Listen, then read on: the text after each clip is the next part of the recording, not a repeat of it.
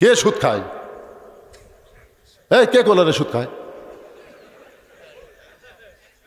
নিজে বলেছে আমি গ্রামীণ ব্যাংকের কর্মচারী ছিলাম, ব্যাংকের মালিক যদি সুদ খাই আমি বেতন খাইছি, বেতন না জানে একটা কথা বলা যাবে না। তো 84 বছর বয়স, 85 বছর চলতেছে, মরদের হাঁটন দেখছেন? এইবার ঈদের দিনে মাথার টুপি দিয়ে যখন ঈদগার মাঠত গেছিল, আমরা চিন্তা করলাম খালেদা জিয়া যতদিন ছিল মেয়ে মানুষ হওয়ার কারণে হাসিনা যতদিন ছিল যাওয়ার পারেনি, এবার মরদ মানুষ। আর রেজাল ও কাওয়ামুন আলান নিসা, আল্লাহ কোরআনে বলেছেন পুরুষেরা নারীদের উপরে থাকা লাগবি রে। আর আমরা এতদিন তলে আসলাম, আমরাও কিন্তু ধৈর্য ধরছি। হাসিনা যা অত্যাচার করছিল আর ধৈর্য ধরিনি। হ্যাঁ, কি ধৈর্য বাড়ি। বিএনপি এত বড় দল, ইউনূস আসার পর থেকে খালি নির্বাচন নির্বাচন নির্বাচন। হাসিনা যদি না যেত 29 সালের আগে নির্বাচন, যারা মুখ দেবার করবে তার ধরে নিয়ে যাবে। কথা কর না কেন, মন খারাপ করে না ভাই। কে রে পাগলা, ইউনূস যে কয়দিন থাকবি রে, হাই রে কি মরদ মানুষ। হ্যাঁ, আজকে দেখলাম গোটা পৃথিবীর মধ্যে টাইম ম্যাগাজিনে 100 জন প্রভাবশালীর আজকেই তালিকা প্রকাশ করছে, তার মধ্যে নাই ডক্টর ইউনূসের নাম আছে। গোটা পৃথিবীতে 7 জন মানুষ একাধারে 3টা পুরস্কার পাচ্ছে, তার মধ্যে একটা হলো ডক্টর ইউনূস, যিনি ডোনাল্ড ট্রাম্পের কাছে গেলে ডোনাল্ড ট্রাম্প দাঁড়াইয়া থাকে, তাকে চেয়ার দেয়। এই মরদক চিল্লা না বারে। বুখারী শরীফের একটা হাদিস কই, শুনবেন? মা তারাক্তু বাদি আলা উম্মতি ফিতনাতুন আদর আলা রাজুলু মিনান নিসা, রাওয়াহুল বুখারী কিতাবুল ফিতান। আল্লাহ রাসূল বলেছে আমার পরে আমার উম্মতের জন্য সবচাইতে বড় বিপদ হলো নারী নেত্রী মানে নেওয়া। 1400 বছর আগে নবী কেমনে জানলো যে বাংলাদেশের মরদগুলা মেয়ে মানুষের তলে থাকবি? খালি খালেদা হাসিনা না, প্রত্যেকটা বাড়িতে একটা করে প্রধানমন্ত্রী হচ্ছে। জোরে কোন কথা ঠিক করে মরদ মানুষ যখন হুড়াহুড়ি লাগে তখন মরদ ঘর যে শুয়ে থাকে, ভোগ কয় লাগে একেবারে অন্যা বুঝলেন মাজাত পেছিয়ে হাই রে হাই। আল্লাহ নবী বলে মুনকির নাকি আমার সুন্নত দাড়ি নিয়ে যে কবরে আসতে পারে নাই, ও যতই আমাকে নবী বলুক আমি নবী তাকে উম্মাত বলে স্বীকার করব না। অন্তত দাড়ি নিয়ে কবরে যাওয়ার চিন্তা করা দরকার। জোরে কোন কথা ঠিক কি না? কোন নেতারে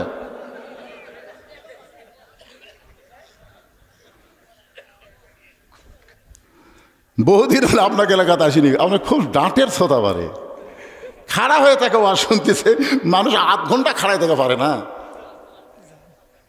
লিল্লাহে তাকবীর। হযরত আলী বাহির থেকে নামাজের দৃশ্য দেখতেছে, হঠাৎ দেখতে পাই আবু যার গিফারি মসজিদ নববীর ভিতরে ফজরের সুন্নত আদায় করতেছে। ফজরের নামাজের আগে 2 রাকাত সুন্নত আছে না নাই? সর্বসাকল্যে 12 রাকাত সুন্নত আপনাদের আদায় করা লাগবে। 5 ওয়াক্ত নামাজের 12 রাকাত। জোরে কোন কয় রাকাত? তার মধ্যে জোহরেরই হলো 4 রাকাত, আর আগে আর 2 রাকাত পরে। জোহরের হলো 6 রাকাত, 4 রাকাত আগে পড়া লাগবে, জোহরের পরে 2 রাকাত, মাগরিবের পরে 2 রাকাত, এশার পরে 2 রাকাত, আর ফজরের আগে 2 রাকাত। এই 12 রাকাত সুন্নত সে সুন্নতে মুআক্কাদা। রাসূল বলেছেন ফজরের 2 রাকাত সুন্নতের এত দাম, আসমান জমিন বিক্রি করলেও ফজরের 2 রাকাত সুন্নতের সমান হবে না। আবু যার গিফারি যখন ফজরের 2 রাকাত সুন্নত নামাজ আদায় করতেছে, এমন সময় হযরত আলীর মন বলতেছে, আলী তুই নবীর কাছে বলেছিস ফজরের নামাজ পড়বো না, সুন্নত পড়লে অসুবিধা কি? তুই তো নবীর কাছে কইছি ফজর পড়বো না, ফরজ পড়বো না, ফজর পড়বো না। ফজর হলো 2 রাকাত, জোহর হলো 4 রাকাত, আসর হলো 4 রাকাত, মাগরিব হলো 3 রাকাত, এশা হলো 4 রাকাত। এই 70 রাকাত নামাজ লাইলাতুল মেরাজে আল্লাহ নবীকে দিয়েছে। এই মেরাজের নামাজ হলো ফরজ। জোরে কোন কথা ঠিক কি না? সর্বসাকল্যে কয় রাকাত? 17 রাকাত, জোরে বলেন কয় রাকাত? আলী রে, ফজরের 2 রাকাত সুন্নত পড়লে তোর সমস্যা কি? হযরত আলী আবু যর গিফারির কাছে গিয়ে ফজরের 2 রাকাত সুন্নত নামাজ আদায় করেছে। আবু যর গিফারির বন্ধুর নাম হল হযরত আলী। আবু যর গিফারি আর হযরত আলী দুইজন কি কথা কন না কেন? দুইজন কি? ফাতেমা যখন বলে গেল, স্বামী গো, গভীর রাত্রে যখন মারা যাব, আপনি আমাকে গভীর রাত্রে কবর দিবেন। দুনিয়ার কোনো মানুষ যেন ফাতেমার পর্দার খেলাপের কোনো কিছু না পায়, ফাতেমার কবরের খবর যেন জানতে না পায়। আপনি আমার কবর খুঁড়তে যদি কষ্ট মনে হয়, আপনার আপন বন্ধু যদি কেউ থাকে, তারে বলবেন সে যেন ফাতেমার কবরটা একটু গোপনে খনন করে দেয়। গভীর রাত্রে হযরত আলী আবু যর গিফারের জানলার কাছে ছোট বাচ্চার মতন ফোঁপায়ে ফোঁপায়ে কাঁদতেছে। আবু যর গিফারি ঘরের দরজা খুলে বলে, আলী রে, জীবনে বহু যুদ্ধ তোমার সঙ্গে করলাম ভাই, কোনো যুদ্ধে তোমাকে এমন করে কাঁদতে দেখি নাই। আজকে তোমার জীবনে এমন কি যুদ্ধ শুরু হলো গভীর রাত্রে আমার জানলার কাছে? আলী বলতে যাবো, যার একজন পর্দা নিশি আজকে রাত্রে মৃত্যুবরণ করবে, রাতের বেলায় তাকে দাফন করা লাগবে। এখন তুই যা, জান্নাতুল বাকির পূর্ব কোণায় সবুজ রঙের একটা বাতি জ্বলবে আবু যর, ওই বাতি বরাবর একটা কবর কর। আবু যর গিফারি বলে, আলী ভাই, একটাবার বলো সে পর্দার সে নাম কি তোমার মুখস্থ নাই? আলী বলতে আবু যর, 6 মাস আগে নবী দুনিয়া থেকে বিদায় নিয়েছে, আমার হাসান হোসাইন নানা নানা বলে কাঁদতেছে। এখন পর্যন্ত আমার 2টা সন্তানের চোখের পানি আমি বন্ধ করতে পারি নাই। বারবার আমার বুকের সামনে ঝাঁপ দে বলে, বাবা নানারে খুঁজি কিন্তু নানারে পাই না, নানা ছাড়া হাসান হোসেন কেমনে থাকবো বাবা? 6 মাস আগে নবী দুনিয়া থেকে বিদায় নিয়েছে, নানা নানা বলে আমার 2টা বেটা কাঁদতেছে। আজকে গভীর রাতে এদের মা দুনিয়া থেকে বিদায় নেবে। আবু যর, আমি কেমনে সহ্য করবো রে? আমার হাসান হোসেনকে কেমনে সহ্য করবো? যা যা একটা কবর কর। আবু যর গিফারি বলে, আলী আল্লাহর কাছে ফরিয়াদ করো, আল্লাহ ফাতেমার হায়াত যেন বাড়ায় দেয়। আলী বলতে তো হবে না, ফাতেমা আল্লাহর কাছ থেকে কবুল করে নিয়েছে। গভীর রাত্রে জান্নাতুল বাকির পূর্ব কোণায় গিয়ে দেখে সবুজ রঙের একটা বাতি জ্বলতেছে, যেই বাতির কোনো তার নাই, যেই বাতির কোনো সুইচ নেই, বিনা তারে বিনা সুইচ আমার আল্লাহ তাআলা অটোমেটিক ভাবে বাতি জ্বলাই দিছে। দুনিয়ার মুমিনেরা শোনো, তোমার কবরে জানলা নাই, তোমার কবরে দরজা নাই, তোমার কবরে বালিশ খাতা কিছুই নাই, কিন্তু নামাজের নূর নিয়ে যদি কবরে যাওয়ার পারো, তোমার কবরকে আল্লাহ তাআলা জান্নাতের টুকরা বানায়া দিবে। আবু যর গিফারি কোদাল দিয়ে কবর খুঁড়তেছিলেন, সেই কবর খুঁড়তে খুঁড়তে তিনি পাগল হয়ে গেলেন। এই আবু যর হচ্ছে হযরত আলীর বন্ধু। যে সুন্নত শেষ করছে, আবু যর গিফারি বলতেছে, আলী ভাই, এশার সময় কি ওয়াদা করলেন নবীর সামনে? আপনি করলেন ফজরের নামাজ পড়বেন না, তো কি? আলী বলতেছে, তুই আমার চাইতে বেশি জানিস। আবু যর গিফারি কান ধরে বলতেছে, নাউজুবিল্লাহ, আল্লাহর নবীর পরে এই দুনিয়াতে সবচাইতে যিনি বেশি জানে তার নাম হলো হযরত আলী। ধরে এখন সুবহানাল্লাহ। আল্লাহর নবীর পরে যিনি সবচাইতে বেশি জ্ঞানী তার নাম কি? হ্যাঁ, যখন হযরত ওমর ফারুক মদিনার খলিফা ছিলেন তখন আলী ছিল শিক্ষামন্ত্রী। আবু বকর যখন মদিনার খলিফা ছিলেন তখন আলী ছিল শিক্ষামন্ত্রী। নবী যখন মদিনার রাষ্ট্রপতি ছিলেন তখন হযরত আলী ছিল শিক্ষামন্ত্রী। ওসমান যখন মদিনার খলিফা ছিলেন তখন আলী ছিল শিক্ষামন্ত্রী। ধরে করেন সুবহানাল্লাহ। তার নবীর সময় থেকে ওসমান পর্যন্ত সব মন্ত্রী পাল্টালেও শিক্ষামন্ত্রী কেউ পাল্টায়নি। আজকে আমাদের বাংলাদেশের শিক্ষামন্ত্রীকে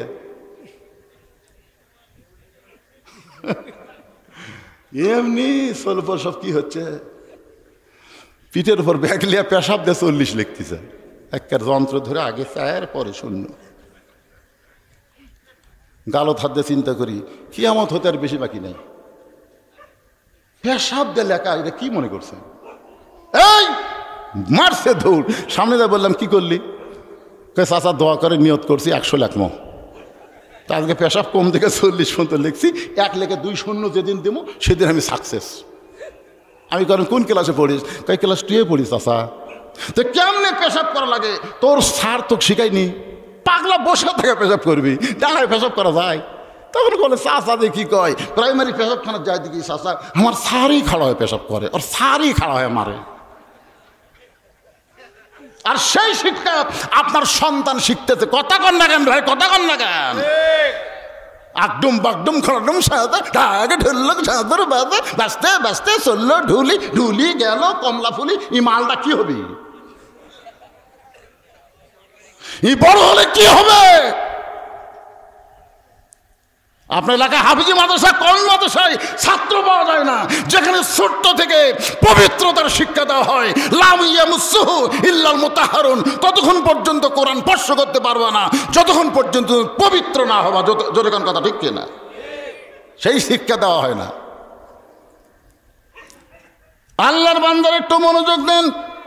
আলী বলতেছে আমার চাইতে বেশি জানো। আবু যার গিফারি তুই কান ধরে বলতেছে আমার ভুল হয়ে গেছে। আমি বলেছি ফজরের ফরজ পড়বো না, তাই বলি কি সুন্নত পড়া যাবে না? আবু যার গিফারি আর কোনো কথাই নেই। আর এই বারান্দার মধ্যে বসে আছেন হযরত বেলাল, পৃথিবীর শ্রেষ্ঠ মুয়াজ্জিন। সুবহানাল্লাহ বলেন। আল্লাহ রাসূল বললেন কিয়ামত পর্যন্ত মুয়াজ্জিন আজান দিবে, আজান মুসল্লির কান পর্যন্ত পৌঁছতে পারবে, কিন্তু আমার বেলাল যখন আজান দেয় ওই আজান আল্লাহর আরশ পর্যন্ত পৌঁছে যায়। সেই হযরত বেলাল আকামত দেওয়া শুরু করেছে। আকামতের মধ্যে একটা শব্দ আছে কাত কামাতিস সালাহ, আছে না নাই? এই কত কামাতি সালা শব্দ শোনার পরেও যারা সিয়ারত বসে থাকবি, আপনাদের এলাকার মসজিদের মধ্যে সিয়ার আছে? আচ্ছা, কি এ ওয়াজ বাদ দাও লিখবি?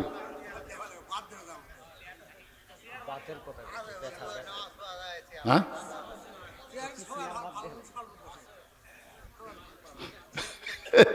পাগলা সিয়ারত বসলে আপনি সিয়ারত বসবেন, এটা কোন জায়গাত পাচ্ছেন? আপনি যদি দাঁড়াবার না পারেন বসা পড়বেন, বসা যদি না পারেন শুয়া থেকে পড়বেন, শুয়াও যদি না পারেন ইশারার দ্বারা পড়বেন।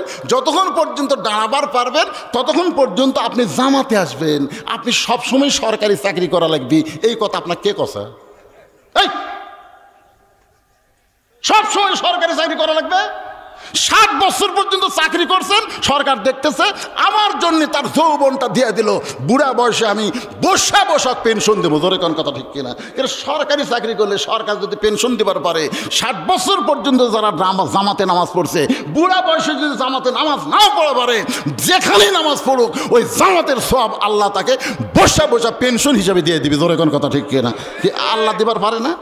হাসরের ময়দান আল্লাহ কি বলবে? তোমার শৈশবকালের কোনো হিসাব আমি নেব না, তোমার বুড়াকালের কোনো হিসাব দেওয়া লাগবে না, খালি যৌবনের হিসাব দাও, জান্নাতে চলে যাও।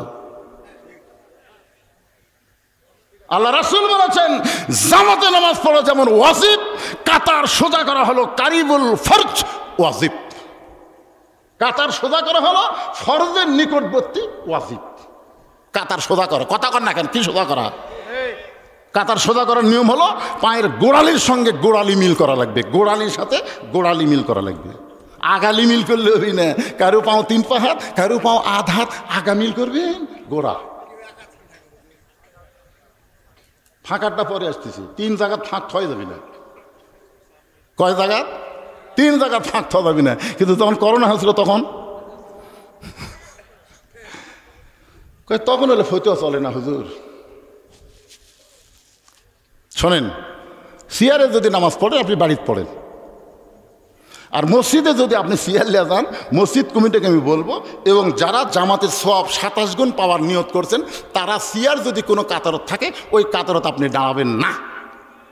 যদি দাঁড়াবার চান আপনার 4 জন মিলে সিয়ার আলাগ ধরবেন, মানে উনি তো হাঁটবার পারে না, উনি লোলবার পারে না, শান করে লিয়ে আসে সিয়ারত বসে থাকে। ওইকে হেঁটে হেঁটে আসতেছে, ও শান করে লিয়ে এসে বসে থা লাগছে। তা আপনারা 4 জন 4টা পাও ধরে ও কান্দত করে বারান্দাত লিয়ে থুবেন, বারান্দাত থুয়ে আপনারা কাতার সোজা করবেন। পৃথিবীর কোন আলেম আজ পর্যন্ত বলতে পারবে না এই কোরআনের আয়াত যদি তেলাওয়াত করে কুমু লিল্লাহি কানিতিন, নামাজের ভিতরে বাহিরে যে ফরজগুলো আছে 13টা, তার মধ্যে একটা ফরজ হলো দাঁড়িয়ে নামাজ পড়া। জোরে করে কথা কন না কেন? আল্লাহর বান্দারা যেই মাত্র কত কামাতের সালা সঙ্গে সঙ্গে হযরত আলী মারছে দৌড়। কুমু লিল্লাহি কানিতিন, আল্লাহ বলতেছেন দাঁড়াও, আনুগত্য নিয়ে আল্লাহর জন্য দাঁড়াও। দৌড়ে গিয়ে এরকম আবু বকর ওমরের মধ্যে দুইখানা হাত ঢুকাই দিয়ে আস্তে করে চাঁড়া, আস্তে করে চাঁড়া। যখন দেখতেছেন যে প্রথম কাতার হইয়া দ্বিতীয় কাতারে কোনো মুসল্লি নাই, আপনি একজন দেখতেছেন প্রথম কাতার ভরে গেছে, আর মুসল্লি আসার মতন কোনো সম্ভাবনাও নেই, তখন আপনি একজনে দ্বিতীয় কাতারে দাঁড়াবার পারবেন না। গোটা কাতারের মধ্যে দেখবেন যে জায়গায় একটু ফাঁকা আছে, একটু বেশি ফাঁক যদি করা লাগে আপনাকে আটাতে দেয়, তাহলে মারবেন চাঁড়া চাঁড়া। এর নাম কি? এই আমার থেকে তাকান, জোরে মারলে আবার নামাজ বাদ দেয়, কিন্তু মারামারি শুরু হবে। জোরে কথা ঠিক কিনা? এই কথা কবি তো মোবাইলের মধ্যে বারেন্দার রিংটন বাজতেছে, আমাদের 5 মিনিট মোবাইলের মধ্যে বারেন্দাত একজনের মোবাইলত রিংটন বাজতেছে, বুঝলেন? ওই সামনে কাতার থেকে ইরে, মানে যতবার রিংটন বাজে ওই ইরে ইরে, মানে ওর এত রাগ ধরে গেছে। নামাজ শেষ করলে আমি করলাম, কে ভাই এলা কি করলেন?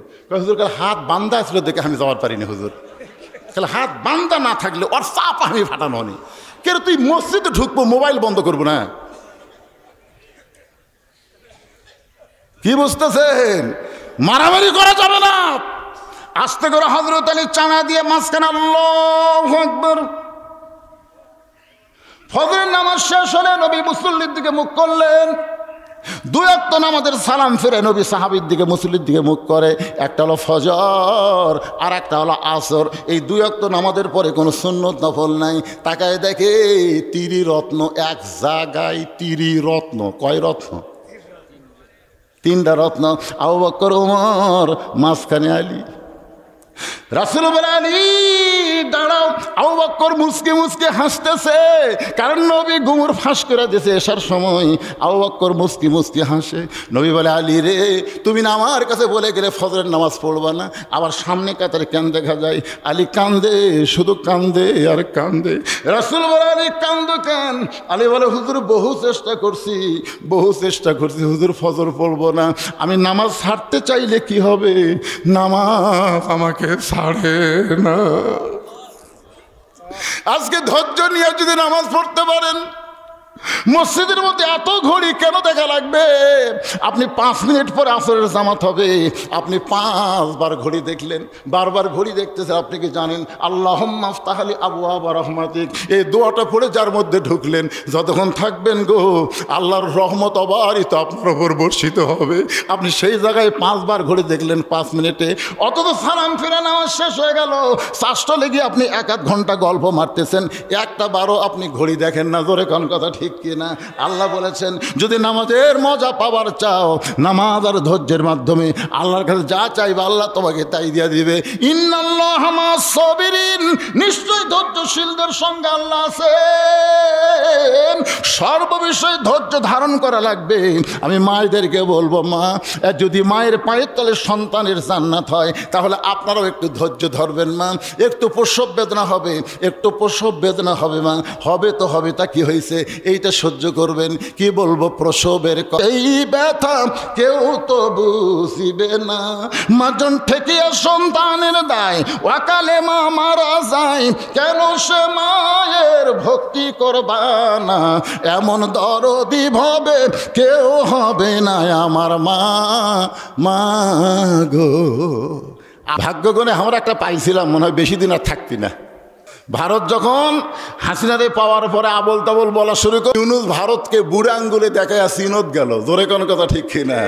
আজকে তিস্তা ব্যারেজ যে ভারত ফারাক্কা বাদ দিয়ে বাংলাদেশকে মরুভূমি বানাবার চাইছে, এখন চীন এসে চুক্তি করে তিস্তা ব্যারেজ আগামীতে হয়ে যাচ্ছে। আলহামদুলিল্লাহ বলে। আজকে বাংলাদেশের ক্ষমতার চেয়ারে অস্থায়ীভাবে যিনি আছেন তার নামও ইউনূস। কথাকার নাম কি? আজকে তুরস্ক বলতেছে, ভারত অস্ত্রে বাড়াবাড়ি করিস না, গোটা বাংলাদেশে অস্ত্র দিয়ে ভরে দেবো। এখন কথা ঠিক কিনা? আমরা কলেমা পড়ে যখন টিপ দেবো, ওরা ভগবান কয়ে মরে দেবি। আর আমরা যদি কলেমা পড়ে টিপ দিয়ে গুলি খাই, তাহলে আমাদের মৃত্যু হবে না, আল্লাহ আমাদেরকে শহীদ হিসাবে কবুল করে নেবে। ধরে কোন কথা ঠিক কিনা?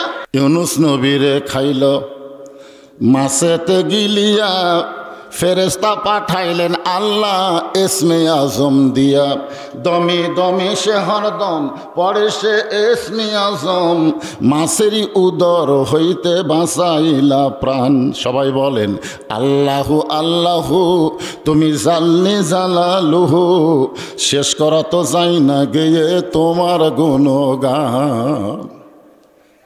একটা মাছ ইউনুস নবীকে পেটের মধ্যে তুলেছিল কিন্তু হজম করবার পারেনি। আল্লাহ বলেছেন ওয়ালা তাকুলু লিমান ইউকতালু ফি সাবিলিল্লাহি আমওয়াতুন বাল আহইয়াত ওয়ালাকিন লা তাশউরুন। আজকে ফিলিস্তিন ভারতে যেখানেই মুসলমানকে হত্যা করা হচ্ছে, আল্লাহ বলতেছেন তোমরা তাদেরকে মৃত্যু বলো না, বরং আমি আল্লাহ বলতেছি তা অমর। দুনিয়াতে তাদের দেহ পড়তেছে, জান্নাতে তাদের রূহ ঘুরতেছে। জোরে কোন কথা ঠিক না? আসলে যাওয়া লাগবে। আপনি মনে করেন না যে আপনি এই বিশাল বিশাল বাড়ি বানায় আপনি থাকতে পারবেন, এটা কখনোই মনে করবে না, যাওয়া লাগবেই। তবে আমাদের চাইতে ফিলিস্তিনের মুসলমান যারা যাচ্ছে এদের যাওয়া হলো ভালো যাওয়া। জোরে কোন কথা ঠিক কিনা? আসলে যাওয়া লাগবে না? যাওয়া লাগবে। তবে আপাতত দোয়া দিয়া কোনো অন্যায় প্রতিরোধ করা যাচ্ছে না। আমরা খুব দোয়া করতেছি, কান্দে কান্দে চোখের পানির অবস্থা খারাপ, কিন্তু কাম হচ্ছে না। এখন মুয়াজ্জিন সাহেব আমাকে বলতেছে হুজুর আমাকে ধনতলাতে খুব চুরি শুরু হয়ে গেছে, প্রতি রাতেই চুরি হয়, আপনি একটু ভালো করে দোয়া করেন আল্লাহ যেন গ্রামকে চোরের হাত থেকে হেফাজত করে। এখন ইমাম সাহেব এশার নামাজ পড়ার পরে বলতেছে মুসল্লি ভাইরা, চোরের হাত থেকে হেফাজত পেতে গেলে 3 বার সূরা ইখলাস পড়েন, 1 বার সূরা ফাতিহা পড়েন, 7 বার আস্তাগফিরুল্লাহ পড়েন, 11 বার দুরূদ শরীফ পড়েন।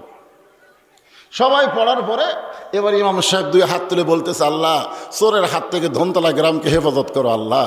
চোর বাহির থেকে বলতেছে আমিন। চোরই আগে বলছে আমিন, কারণ তোরা দোয়া করে ঘুমে যা আর আমি চুরি করি। আল্লাহ বলতেছেন ইয়া আইয়ুহান নাবিয়্যু হারজিল মুমিনিনা আলাল কিতাল। ওগো নবী, এই 2টা হাত খালি দোয়ার হাত না, এই 2টা হাত হলো লাঠি ধরার হাত, এই 2টা হাত হলো অস্ত্র ধরার হাত, এই 2টা হাত হলো বাতিলের গলা চেপে ধরার হাত। জোরে করে কথা ঠিক কিনা? আমরা খালি দোয়ার মধ্যে শামিল রাখছিলাম 15 বছর। হাসিনার অত্যাচার থেকে বাঁচি কেমনে? আবু সাইদ দেখলো যে দোয়া দিয়া কাম হবি না, এই 2 হাত এরকম টান টান করে খাড়া হওয়া লাগবে বাতিলের সামনে। জোরে কোন কথা ঠিক কিনা? আপনারা বলেন তো আবু সাইদ কি মরছে নাকি? একটা পান্টির বাড়ি মারলো, ও মারে বাবারে কয়ে চিল্লা ওঠে, আর 3টা গুলি তারে করলো, একটা বড় তার জবান থেকে চিল্লা চিল্লি শোনা গেল না। জোরে কোন কথা ঠিক কিনা? আল্লাহ বলেছেন শহীদের মৃত্যু একটা চিনি খাওয়া পিঁপড়া কামড় দিলে যে কষ্ট হয় তার সাথে তো কম। তার মানে বোঝা গেল আবু সাইদের জীবনের বিনিময়ে বাংলার মানুষ বুঝলো দোয়া দিয়ে হাসিনাকে তাড়ান যাবে না, হাসিনার বিরুদ্ধে আমাদেরকে সংগ্রাম করা লাগবে। জোরে কোন কথা ঠিক কিনা? 2000 ছাত্র জনতা জীবন দিল। হাসিনা যখন পুলে গেছে ওই সময় একটা ভিডিও প্রকাশ পাচ্ছে, আপনারা দেখছেন? দেখেননি? ওই ভিডিও দেখা গেল 2 বোন যাচ্ছে, একটা হলো শেখ রেহানা, সে মাটির দিকে তাকায় তাকায় হাঁটতেছে, আর হাসিনা খালি চারিদিকে এইভাবে দেখতেছে, আর মনে মনে একটা গুনগুন করে গান গাচ্ছে। চলতে পথে 2 দিন থামিলাম, যাবার কালে এক সামসারও দেখা না পাইলাম। যাওয়া লাগবে, আমাদেরকে যাওয়া লাগবে। জোরে কোন কথা ঠিক কিনা? যাওয়া লাগবেই তো, দুনিয়াকে থাকার জায়গা নাকি? যাই যেটুকু হায়াত সেইটুকুর মধ্যেই তাকে থাকতে হবে, তার বেশি থাকার চিন্তা করা যাবে না। গতকাল ভারতের এক উগ্রপন্থী নেতা বলেছে বাংলাদেশকে আমাদের সাইজ করতে 15 মিনিট লাগবে না। আমাদেরও সাইজ করতে আজকে আবার ফেসবুকে দিছে ওর কেউ অস্ত্র কত আর হামাকের কি আছে। আরে পাগলারা, মুসলমান অস্ত্র দিয়ে যুদ্ধ করে না, মুসলমানের যুদ্ধ হয় ইমান দিয়া। ধরে কোন কথা ঠিক কিনা? ইব্রাহিম নবীর ঈমানের কাছে নমরুদের আগুন যেমন কিছুই করতে পারে নাই, মুসা নবীর ঈমানের কাছে সাগর যেমন রাস্তা হয়ে যায়, বাংলার মুসলমান যদি ঈমানদার হয় ওদের বোম আমাদের জন্য আল্লাহ মিষ্টি ভাঙ্গি তরমুজ বানায় দিবে। জোরে কোন কথা ঠিক না? মালওয়ানের বাচ্চারা এত সাহস করিস না, 15 মিনিট খালি ঢুকে দেখ। আমি এক ওয়াজে বলেছি, প্রত্যেকটা যুবকেরা হিন্দুরা যখন বাংলাদেশে ঢোকার নিয়ত করেছে, তোমরা 2.5 হাত একটা করে লাঠি বানাও আর কাছে একটা করে খুর রাখবে, খুর। ওরা ঢুকবে, লাঠি দিয়ে পাড়ে ফেলে দিয়ে আমরা খুর দিয়ে কেটে দেবো, গোড়া কাটবো না, আগা কাটা পোলটা দেবো। এর নাম হলো খাতনাই মুসলমান। আমার ওয়াজ খালি বাংলাদেশে চলে না, আমার ওয়াজ গোটা পৃথিবীর সব জায়গায় চলে। জোরে করার কথা ঠিক কি না? ওরা বুঝবার পারছে ঢুকবি অত সহজ না। ভাগ্য গুণে আমরা আল্লাহর প্রশংসা করার 2 নম্বর কারণ হলো আমরা বিশ্ব নবীর উম্মত হবার পারছি। কোনো কারণে হাসরের ময়দানে যদি আমরা ঠেকে যাই, এটা আবার লাভ দিয়ে উঠলো কারা? ঠেকে যাওয়া বোঝেন না? মানুষ কয় না কোনো কারণে যদি ঠেকে যাস আমি আছি, এ কথা কয় কি কয় না? তখন আপনার আর কোনো টেনশন থাকে? কোনো কারণে যদি আমরা ঠেকে যাই, তা আল্লাহ আমাদেরকে এমন একটা নবী দিচ্ছেন, তিনি শুধু নবী না, আছেন আমার মুক্তার, আছেন আমার বারিস্টার, শেষ বিচারের হাইকোর্টেতে তিনি আমায় করবেন পার, আমরা পাপী রাসূল জাবিন্দার। আল্লাহ যখন হাকিম হয়ে আমাদেরকে আসামি বানায় বিচার শুরু করবেন, ওই সময় আমাদের নবী আমাদের পক্ষে ওকালতি করে, বারিস্টারি করে, আমাদেরকে জামিন করে, সুপারিশ করে জান্নাতে পৌঁছে দিবেন। এমন একজন বিশ্বনবীর উম্মত হওয়াতে আপনারা খুশি না বেজার? তাহলে জবান খুলে আরেকবার বলি আলহামদুলিল্লাহ।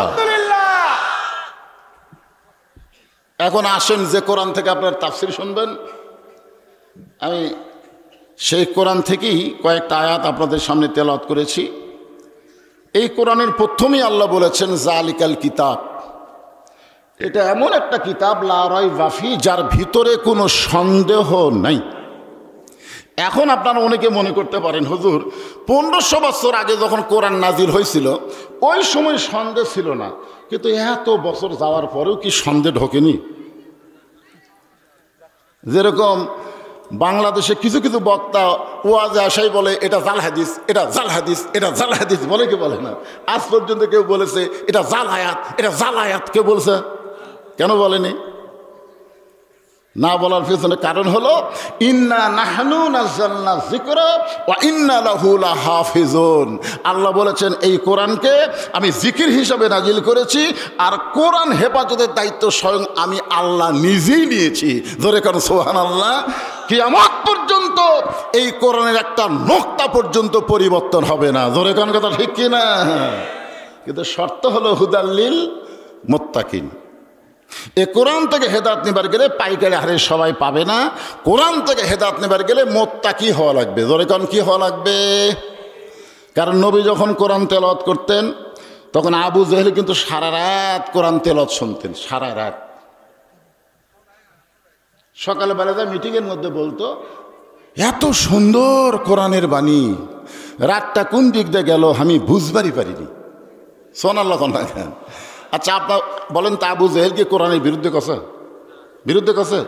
এত সুন্দর কোরআনের বাণী, রাতটা কোন দিক দিয়ে গেল আমি বুঝবারই পারিনি। তা আবু সুফিয়ান বলতেছে, নেতা যেই কোরআন শুনতে রাত কোন দিক দিয়ে যায় বোঝা যায় না, সেই কোরআন ধরলে অসুবিধা কি?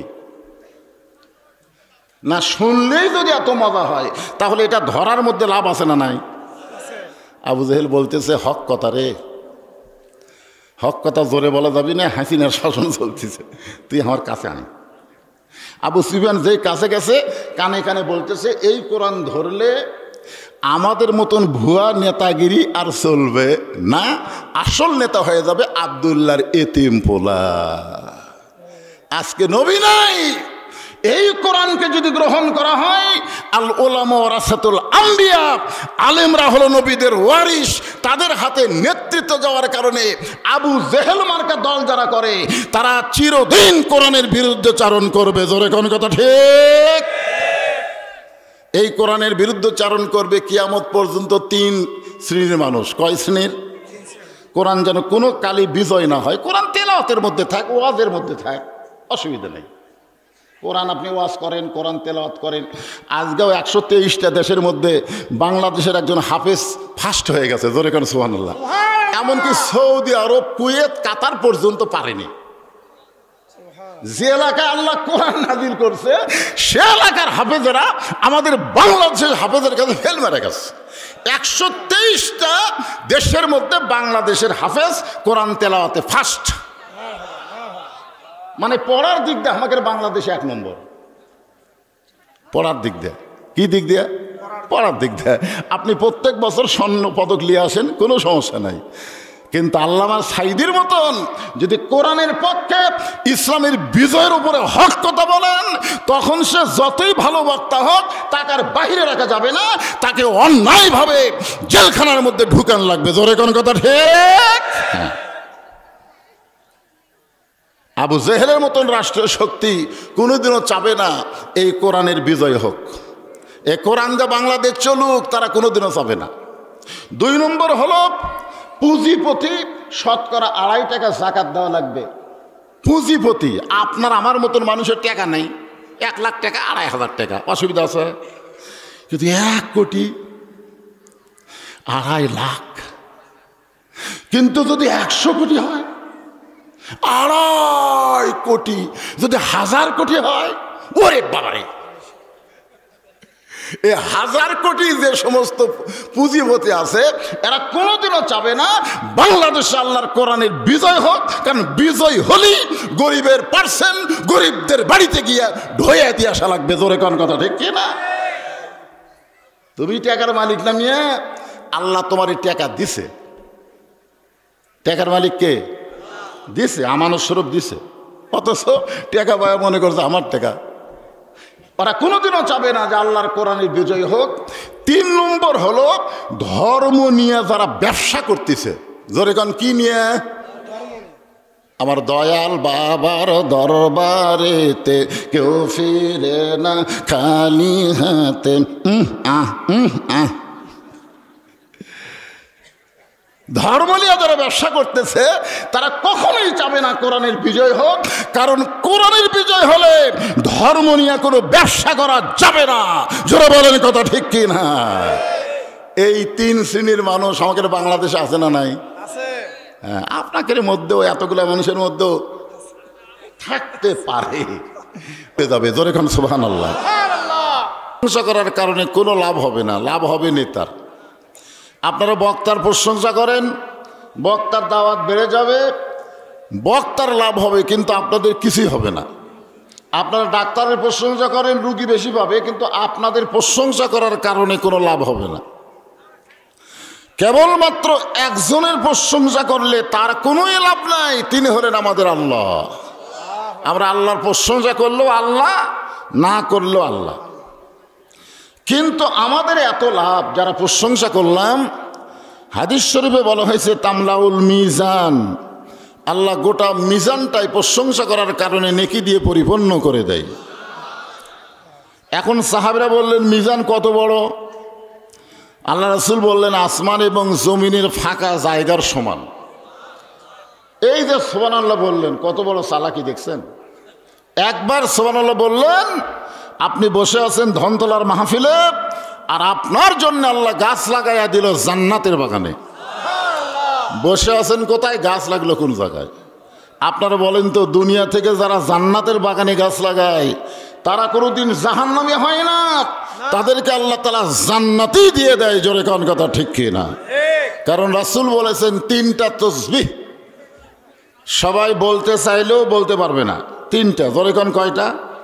একটা হলো সুবহানাল্লাহ, একটা হলো আলহামদুলিল্লাহ, আর একটা হলো আল্লাহু আকবার। তবে সুবহানাল্লাহ আলহামদুলিল্লাহ যতক্ষণ বলবেন শয়তান আপনাদের কাছেই থাকবে, লড়বে না।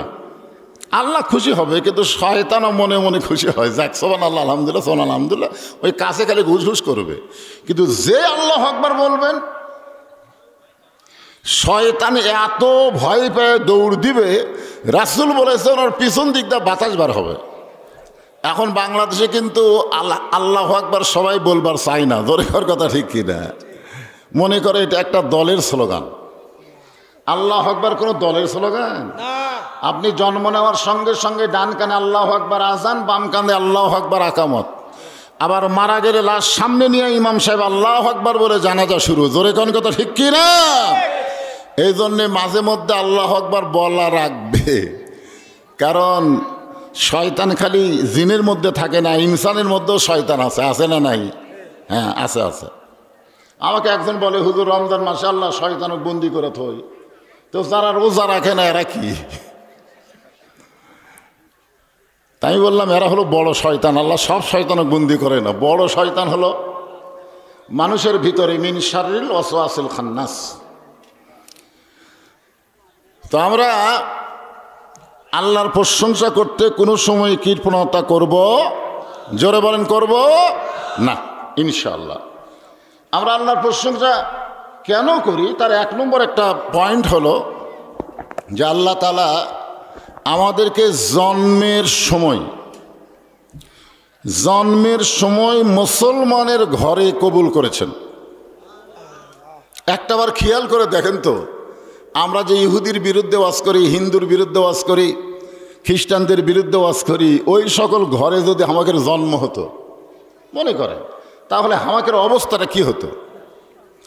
কারণ প্রত্যেক ধর্মের লোকেরাই মনে করে তার ধর্ম আসল, কিন্তু মনে করলে তো হবে না, ধর্মের মালিককে তো তিনি কি বলেন আমরা তার কাছে যাব, দেখি আল্লাহ কি বলেন। আল্লাহ বলতেছেন অমাইয়াবতাগি গয়রাল ইসলামা দীনান ফালাই ইউকবালা মিনহু, ইসলাম ছাড়া অন্য কোনো জীবন ব্যবস্থা ধর্ম কেউ যদি গ্রহণ করে আল্লাহ বলেছেন কখনোই তা কবুল করা হবে না। ইন্না দীনা ইন্নাল্লাহিল ইসলাম, আল্লাহর কাছে একমাত্র মনোনীত জীবন বিধানের নাম কি? আরো জোরে বলেন। হ্যাঁ, আমাদেরকে আল্লাহ মুসলমানের ঘরে কবুল করেছেন জন্মের সাথী। তাহলে আমাদের ভাগ্য কত ভালো যে আল্লাহ হিন্দুর ঘরে, বৌদ্ধর ঘরে, খ্রিস্টানের ঘরে না পাঠায় সরাসরি আমাদের মুসলমানের ঘরে কবুল করার কারণে বিশ্বাস করতে হবে রুহের জগতে আল্লাহ আমাদের পক্ষে ছিল। ঠিক কিনা বলেন? অসংখ্য রুহুদের মধ্য থেকে আমাদের রুহগুলোকে আল্লাহ মুসলমানের ঘরে পাঠিয়ে দিল, তার মানে বোঝা গেল আল্লাহ আমাদের পক্ষে খালি দুনিয়াতে না, রুহের জগতেও ছিল। এবং দুনিয়াতে আল্লাহ আমাদের পক্ষে বিধায় মুসলমানের ঘরে। অনেকে বলবে হুজুর, এটা আমার প্রধান অতিথি বললেন যে আজকে ফিলিস্তিন পার্শ্ববর্তী ভারতে মুসলমানদের উপরে চরম নির্যাতন করতেছে। এগুলা করবেই, এগুলা করার কথা আল্লাহ কোরআনেই বলছে। আল্লাহ রাসূল একটা হাদিসে বলেছে এমন একটা জামানা আসবে যে জামানায় আগুনের আংটা হাতে রাখা সহজ হবে, কিন্তু ঈমান রক্ষা করা বড় কঠিন হবে। তো আজকে যারা প্রকৃত ঈমানদার, ঈমানকে রক্ষা করতে চায়, শুধু ফিলিস্তিন ভারত না, আমাদের বাংলাদেশেও বিপদ আছে। জোরে কোন কথা ঠিক কিনা? এখানেও বিপদ আছে। আজকে কোরআনের হক কথা যখন আপনি বলবার যাবেন তখন অনেকে বলবে কোরআনে আবার রাজনীতি আছে, ইসলামে আবার রাজনীতি আছে, এরকম কথা অনেকে বলতেছে। জোরে কোন কথা ঠিক কিনা? আপনার বলেন তো, কোরআনে রাজত্ব নামের একটা সূরা আছে না নাই? জোরে কোন আছে না নাই? আরবিতে যাকে বলা হয়েছে সূরা মুলক, তাবারাকাল্লাযী বিয়াদিহিল মুলক, গোটা পৃথিবীর রাজত্ব, কর্তৃত্ব, ক্ষমতা একমাত্র কার হাতে? ওয়া হুয়া আলা কুল্লি শাইইন কাদির, প্রত্যেকটা বিষয়ের উপর একমাত্র ক্ষমতা কার? ক্ষমতা কি আমেরিকার? ক্ষমতা কি ইসরায়েলের? ক্ষমতা কার? তো এত ফিলিস্তিনদেরকে মারতেছে, আল্লাহ কি ঘুম পাড়তেছে নাকি? আল্লাহ ঘুম পাড়তেছে? আল্লাহর ঘুমটা আছে মনে হয়? একবার মুসা নবী আল্লাহকে বলছিলেন, আল্লাহ একলা একলা বসে থাকেন, আপনার ঘুম ধরে না? মুসা নবী তো খুব চালাক নবী। তা আল্লাহ বললেন ঠিক আছে মুসা, এক গিলাস পানি নিয়ে আসো। মুসা নবী তুর পর্বতের কিনারায় এক গিলাস পানি নিয়ে দাঁড়ায় আস। আল্লাহ বললেন ঘুম মুসাকে ধর। যেই ঘুম মুসা নবীরে ধরছে সাথে সাথে গিলাস পড়ে ভাঙ্গে আস। আল্লাহ বলতেছে মুসা পানি। মুসা বলতেছে আপনি জানেন না আমার ঘুম আছে। সামান্য সময় এক গিলাস পানি তুমি রক্ষা করতে পারো নাই ঘুম থাকার কারণে। আমি আল্লাহর যদি ঘুম থাকতো বিশ্বকুল কায়নাতকে আপনি রক্ষা পেত। জোরে কোন কথা ঠিক কি না? আল্লাহ ঘুমায়নি। ওই দূরে থেকে অ্যাঙ্গেলে একটু সামান্য একটু বাতাস দিলে হবে। বললেন বুড়িমা আপনার আর কোনো টেনশন নাই, বন্যা নামক গজব যখন শুরু হবে তখন আমি আপনার হাতটা ধরে নৌকায় উঠাইয়া নিব। সঙ্গে সঙ্গে বুড়ি বললেন আলহামদুলিল্লাহ ওয়াশকুরুলি ওয়ালা তাকফুরুন। শুকরিয়া আদায় করতে হবে কার? আল্লাহর। যদি না করেন তাহলে কুফরি হবে। এখানে বুড়ির বলা দরকার ছিল বাবা নুহু তুমি খুবই ভালো মানুষ, বন্যা গজবে তুমি আমার হাত ধরে নৌকায় উঠাবা, তোমার মতন ভালো মানুষ কেউ নেই। কিন্তু বুড়ি কিন্তু নুহু নবীর প্রশংসা না করে প্রশংসা করলেন কার? কেন করলেন? কারণ ঈমান গ্রহণ করার পরে ঈমানই তাকে বলে দিচ্ছে ঈমান যদি তোমার ভিতরে রাখতে চাও আল্লাহ ছাড়া অন্য কারো প্রশংসা করা যাবে। এজন্য যারা হজ করেছে তারা কিন্তু, এক হাজী সাহেব আমাকে বলতে যে হুজুর আপনি কি রাজনীতি ছাড়া কোনো ওয়াজ জানেন না? আমি বললাম কেন হাজী সাহেব? বলে এই আপনার ওয়াজে গেলি আপনি ভালোই ওয়াজ করেন হুজুর, কিন্তু মাঝে মাঝে দুই একটা এমন সাইজের কথা কোন আমার কলজাত লাগা যায়। আমি বললাম হাজী সাহেব আপনি তো হজ করবার যা রাজনীতি করছেন। হাই সাহেব বললেন আউযুবিল্লাহ, হজ করবার যা রাজনীতি কোন করলাম?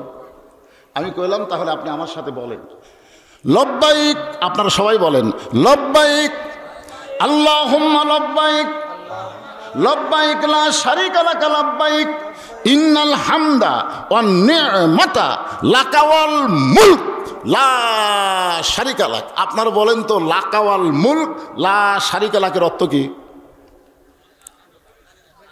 এই হাজী সাহেব আপনি যে আল্লাহর কাবার সামনে নিয়ে ঘোষণা করে আসলেন রাজনীতির ভিতরে রাজত্বের ভিতরে একমাত্র আল্লাহ ছাড়া অন্য কাউকে আমি স্বীকার করি না, তাহলে আপনি কাবাঘর সামনে নিয়ে বললেন রাজনীতি রাজত্বের মধ্যে একমাত্র আল্লাহ। আপনি কাবাঘরের সামনে আল্লাহর রাজনীতি করলেন আর বাংলাদেশে এসে আল্লাহ ভুলে গেলেন। আপনার নামের আগে মানুষ হাজি বলল আপনার হজ কবুল হবে না। হজ করার আগে আপনি যে দলই করেন সমস্যা নাই, কিন্তু হজ করার পরে একমাত্র আল্লাহ ছাড়া অন্য কারো দল করা যাবে না। জোরে কোন কথা ঠিক কি না? হাই সাহেব আমার হাতের মধ্যে হাত দিয়ে বলতে যে হুজুর এটা কেউ বুঝে দেয়নি হুজুর। তো বোঝা লাগবে তো ভাইজান। তো এখন বুড়ি প্রশংসা করছে আল্লাহর, পরে বাড়ি চলে গেছে। বন্যা নামক গজব শুরু হয়ে গেল। গোটা পৃথিবী 40 দিন পানির তলে ডুবে থাকলো, এমনকি পাহাড় পর্যন্ত ডুবে গেল। 40 দিন পরে যখন পানি কমে যায় এমন সময় নূহ নবীর নৌকা জুদি পর্বতে ভিড়ে গেল।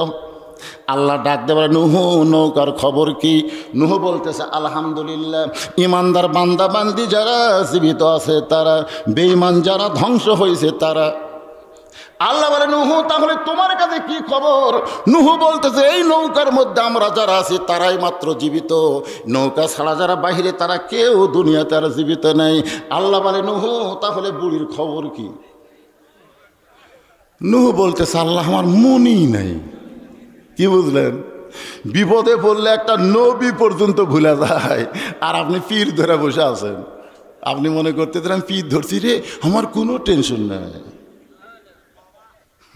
তোর বাবাই জান্নাতে যাবি কিনা আগে সেইটা চিন্তা করা লাগবে। তোর এখন কথা ঠিক কিনা?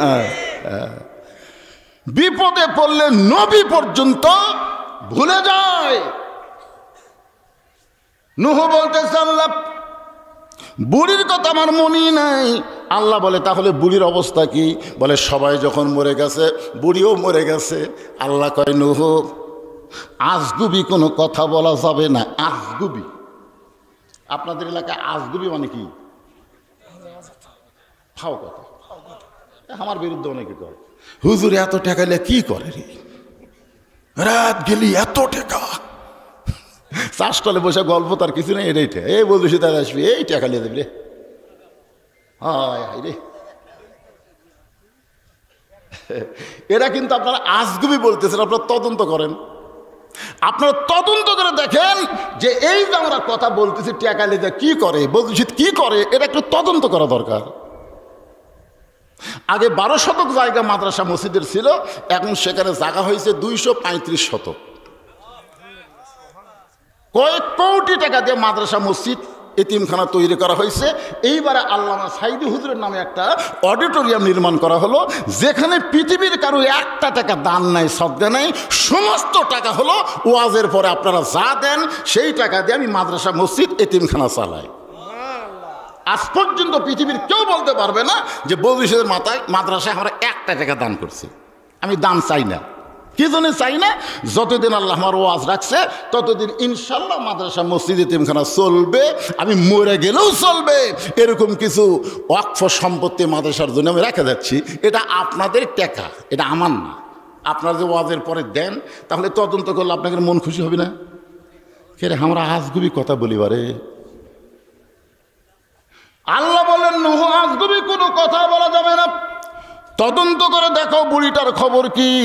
নূহ নবী তদন্ত করতে গিয়ে দেখে বুড়ি তো দূরের কথা, বুড়ির ঝুবড়ি বাড়ি পর্যন্ত কিছুই হয়নি। নূহ নবী মাথায় হাত দিচ্ছে, হায় হায় হায় হারি, পাহাড় পর্যন্ত ডুবে গেল। একটা ভাঙ্গা ছিল বাড়ি, সেই বাড়ি কিছু হয়নি। আচ্ছা, বাড়ি যদি কিছু না হয় তাহলে বুড়ি? নূহ ডাক দিলেন, বুড়িমা। সঙ্গে সঙ্গে বুড়ি টোপলা নিয়ে হাজির। নূহ বললেন, বুড়িমা টোপলা কেন? রেডি হয়ে আছি বাবা, তুমি এসে আমাকে ডাক দিবে, আর আমি বাড়াতে দেরি করলে গজব যদি আসা যায়, এই জন্য রেডি হয়ে আছি, তৈরি হয়ে আছি। আল্লাহ বলেছেন, লা তামুতুন্না ইল্লা ওয়া আনতুম মুসলিমুন, মুসলমান না হয়ে তোমরা মরো না, তোমাদেরকে মুসলমান হিসেবে তৈরি হয়ে থাকা লাগবে, কারণ যে কোনো সময় ডাক আসতে পারে। জোরে কোন কথা ঠিক না? একটা গান আছিল না আগে, ডাক দিয়াছেন আল্লাহ আমারে, রইব না আর বেশি দিন তোদের মাঝার। এই যে ডাক দিয়েছেন, দয়াল কবর চাচ্ছেন। দয়াল কি? একটা লোক যদি সারা জীবন দয়াল দয়াল দয়াল দয়াল দয়াল দয়াল দয়াল দয়াল, একটা সব পাবি, কোন একটা সব পাবি। আর একবার যদি আল্লাহু আকবার বলে, যদি আল্লাহ কবুল করে, 8টা জান্নাতের দরজা খুলে। কতজনকে কত কি দিলাম, যাবার কালে একজন আরো দেখা না পাইলাম। ও আমার সাদের মালা যায় রে ছিঁড়ে, রইব না আর বেশি দিন তোদের মাঝারে। তাহলে আমাদের তৈরি হয়ে থাকার দরকার আছে। আল্লাহ বলতেছেন তৈরি হবার গেলে, ইয়া আইয়ুহাল্লাযীনা আমানুত্তাকুল্লাহা হাক্কা তুকাতিহি ওয়া লা তামুতুন্না ইল্লা ওয়া আনতুম মুসলিমুন। আচ্ছা, মুসলমান মানে কি এখন? আল্লাহ বলতেছেন মুসলমান না হয়ে তোমরা যেন মরো না। তাহলে এখন আপনাদের বলা লাগবে মুসলমান মানে কি? মাঝে মাঝে নামাজ পড়ে নাকি? মুসলমান মানে এদিকে করছে, কিন্তু আস্তে আস্তে কর। এটাকে আদা দিনা পুরাপুরি উদখুলু ফিস সিলমি কি কাফা। এখানে নবীর পিছনে নামাজ পড়ে, সামনে কাতারে আবু বকরের ডান সাইডে। হয়তো আবু বকরের ডান সাইডে, নবীর পিছনে সামনে কাতারে নামাজ পড়ে। সোলের মা হবি, ধৈর্য নেই, কেবল প্রসব বেদনা উঠছে, বেশ কামড়ে তোর পায়ের তলে সন্তানের জান্নাত। তুই মা হয়ে যদি চিল্লাচিল্লি করিস আর সিজার করিস, তাহলে পায়ের তলে জান্নাত হবি। সিজার করলে জান্নাত হবি না। এটা আমাদের মতন, আমরা যে কয়টা উপর বসে আছি সব কয়টা নর্মালি হচ্ছি। আমার দাদি আমার কাছে তোকে বার করবার যে তোর মাথা লম্বা হয়ে গেছিল, পরে আমরা থেবে থেবে মাথা গোল করছি। এইগুলা মায়ের পায়ের তলে হলো জান্নাত। ধৈর্য নেই, এনে পেটের বেদনা উঠলে সিজার করবো, যা সিজার করা বাচ্চা কি? আমাকে একজন কয়, হুজুর আমার বাচ্চা খালি কান্দে, হুজুর একটু দোয়া ভরে দেয়, কান্দন থামে না, পানি ভরা দেয়, কান্না থামে না। ওই মেয়েই বলতেছে, মাই বলতেছে এখন আর দোয়া দূর চলবি না হুজুর, কয়েকদিন পরে আমি বললাম, মা এখন খবর কি? বলে আর কান্দে না। কোন দোয়াত কাম হলো? যখনই কান্দে আর বাপ মোবাইল চালু করে দেয়, যেই চালু করে দেয় তখনই কান্দা থামি। আমি বললাম, মা সত্যি করে বলো তো, তোমার এই সন্তানকে সিজার করা? হয় হুজুর। তাহলে তো কানবি, খারাপ জিনিস দেখলে থেমে দেবে। কি মন খারাপ করতেছেন? ধৈর্যের উপর আওয়াজ আসতেছে, একটু উঠে ক্যামেরা ঠিক করতে আপনি চেক করে ওঠেন, তার মানে ওটা ধৈর্য হলো। ইন্নাল্লাহা মা সাবরিন, ধৈর্যশীলদের সঙ্গে কে থাকে? আরো জোরে, জোরসে বলুন লিল্লাহি তাকবীর। আল্লাহ যার সাথে থাকে তার কোনো টেনশন আছে? সুবহানাল্লাহ। নূহ বললেন, বুড়িমা বন্যা গজব হয়ে গেছে, গোটা পৃথিবী ধ্বংস হয়ে গেছে, অথচ আপনার বাড়িও কিছু হলো না, আপনারও কিছু হলো না। আমি একজন নবী হয়ে জানতে চাই, আপনি গোপনে গোপনে এমন কি আমল করেন যে আমল করার কারণে আপনার বাড়িও নষ্ট হয়নি, আপনারও ক্ষতি হয় নাই? বুড়ি বলতেছে, বাবা গোপন কোনো আমল নয়। তুমি যখন বলেছিলে বন্যা গজব শুরু হলে আমার হাতটা ধরে নৌকায় উঠাবা, তখন আমি আলহামদুলিল্লাহ বলার কারণ হলো সবাই সবাইকে ভুলে যাবার পারে, কিন্তু আল্লাহ কোনো দিন কাউরে ভুলবে না। তাহলে জিকির হবে কার? আল্লাহ। চড়কে বসে আছে, রশি ধরে বাপ টানতিছে। ইব্রাহিম নবীর চোখ দিয়ে দর দর করে পানি, নিচে নমরুদের আগুন খালি দাও দাও করে জ্বলতিছে। এমন সময় ফেরেশতা জিবরাইল এসে সালাম দেয়, বলে, ওগো নবী আপনি কাঁদবেন না, আপনি যদি চান আল্লাহ আমাকে 600 পাঁকা দিছে, একটা পাঁকার বাতাস দিব, আগুনের চুলা সহ সাগরের মধ্যে যায় লিবা যাবে। ইব্রাহিম নবী মুসকে মুসকে হাসে। জিবরাইল বলি, এখনই কানলেন, এখনই হাসতেছেন? বলে, কান্দার কারণ হলো আমার বাপের দিকে তাকিয়ে আছে।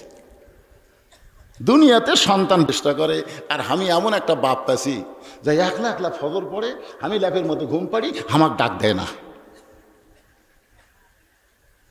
কি মনে করতেছেন? এরকম বাপ আছে না নাই? এ কতক্ষণ আছে না নাই?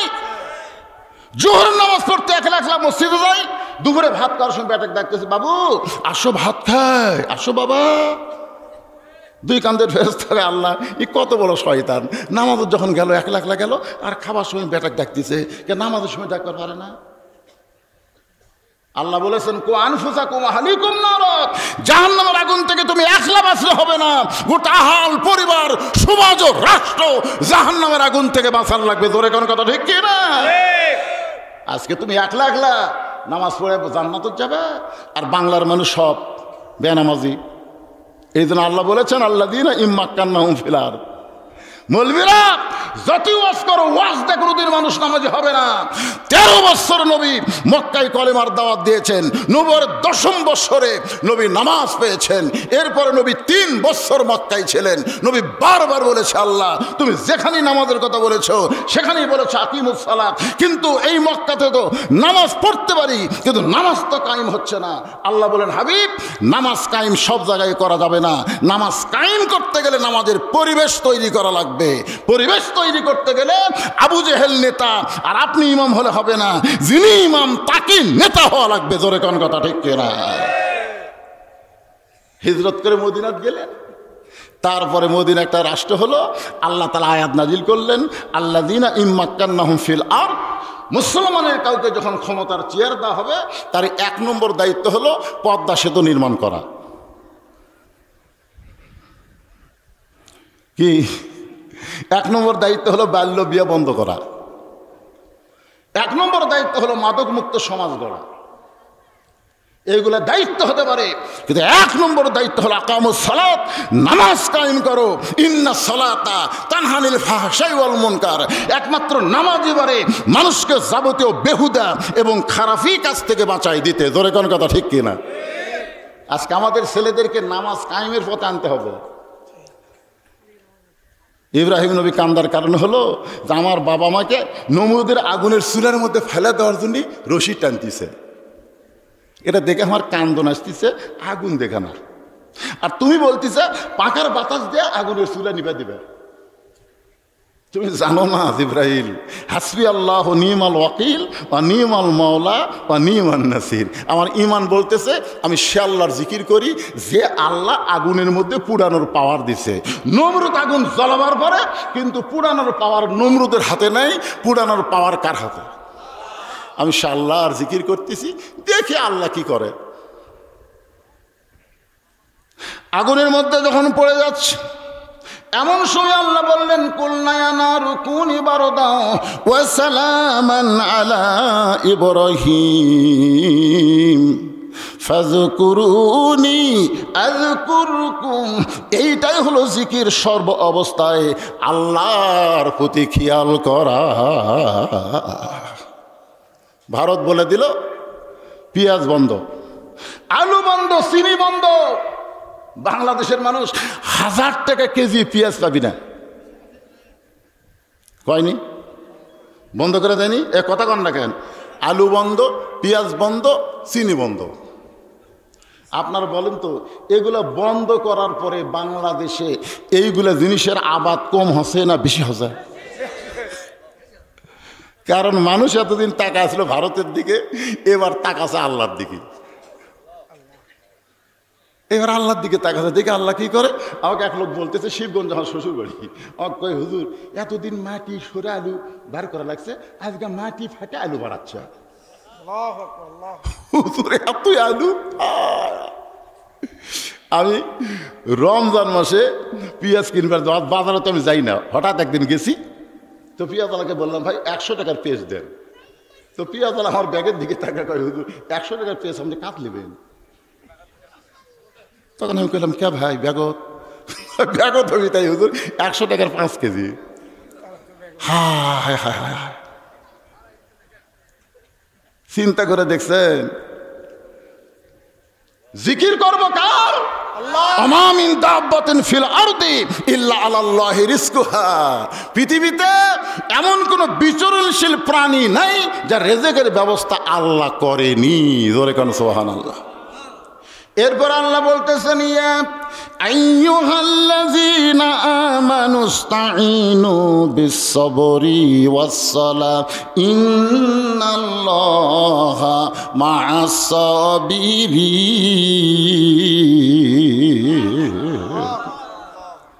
ঈমানদারেরা, যদি তোমরা আল্লাহর কাছে কিছু পাবার চাও, একটু মনোযোগ দিয়ে শুনবেন, একটু মন দিবেন এদিকে।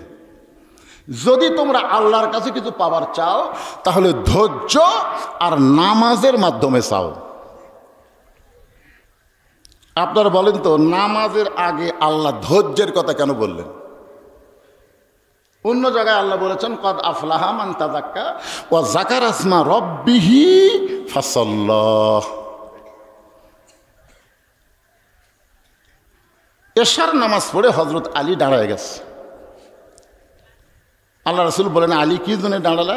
আলী বলতেছে, হুজুর আপনি একদিন বললেন 10 জন সাহাবীকে আল্লাহ তাআলা দুনিয়াতে জান্নাতের সার্টিফিকেট দিয়েছে, তা আমার নাম কি তার মধ্যে আছে? আল্লাহ রাসূল কয়, আলী তুমি 10 জনের মধ্যে 4 নম্বরে আছো।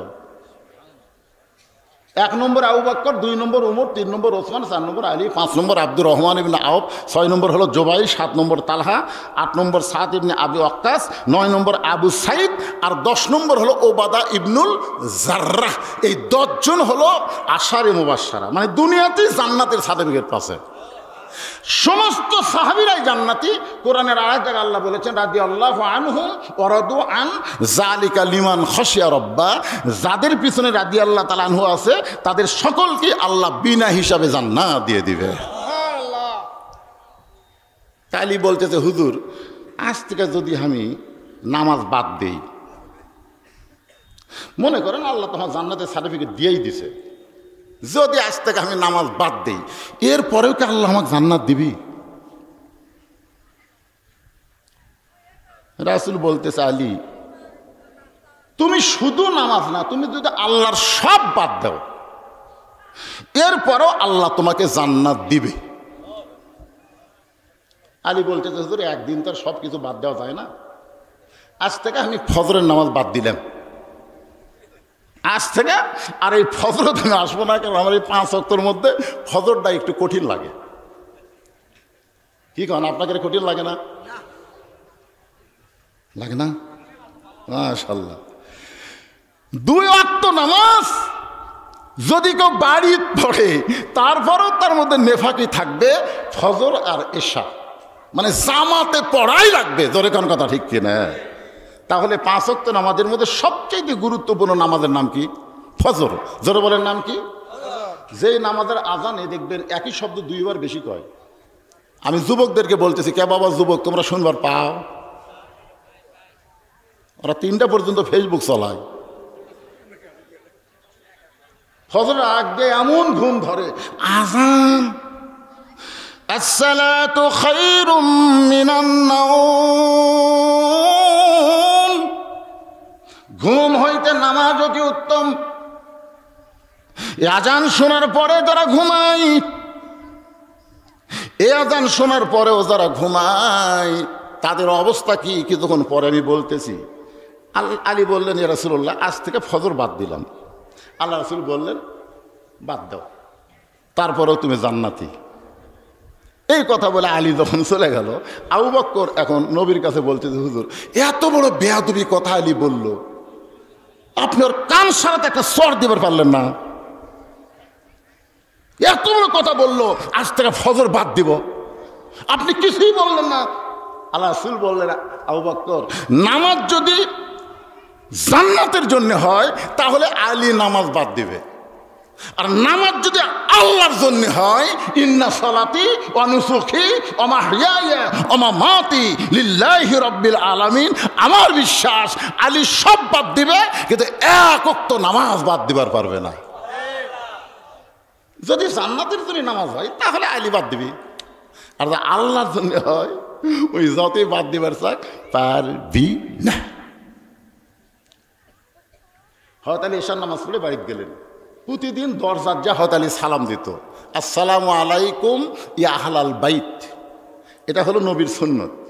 কিন্তু সেই দিন হযরত আলী দরজা সালাম না দিয়ে ডাক দিচ্ছে, হাসান হোসেনের মা ফাতেমা তাড়াতাড়ি দরজা খোলো।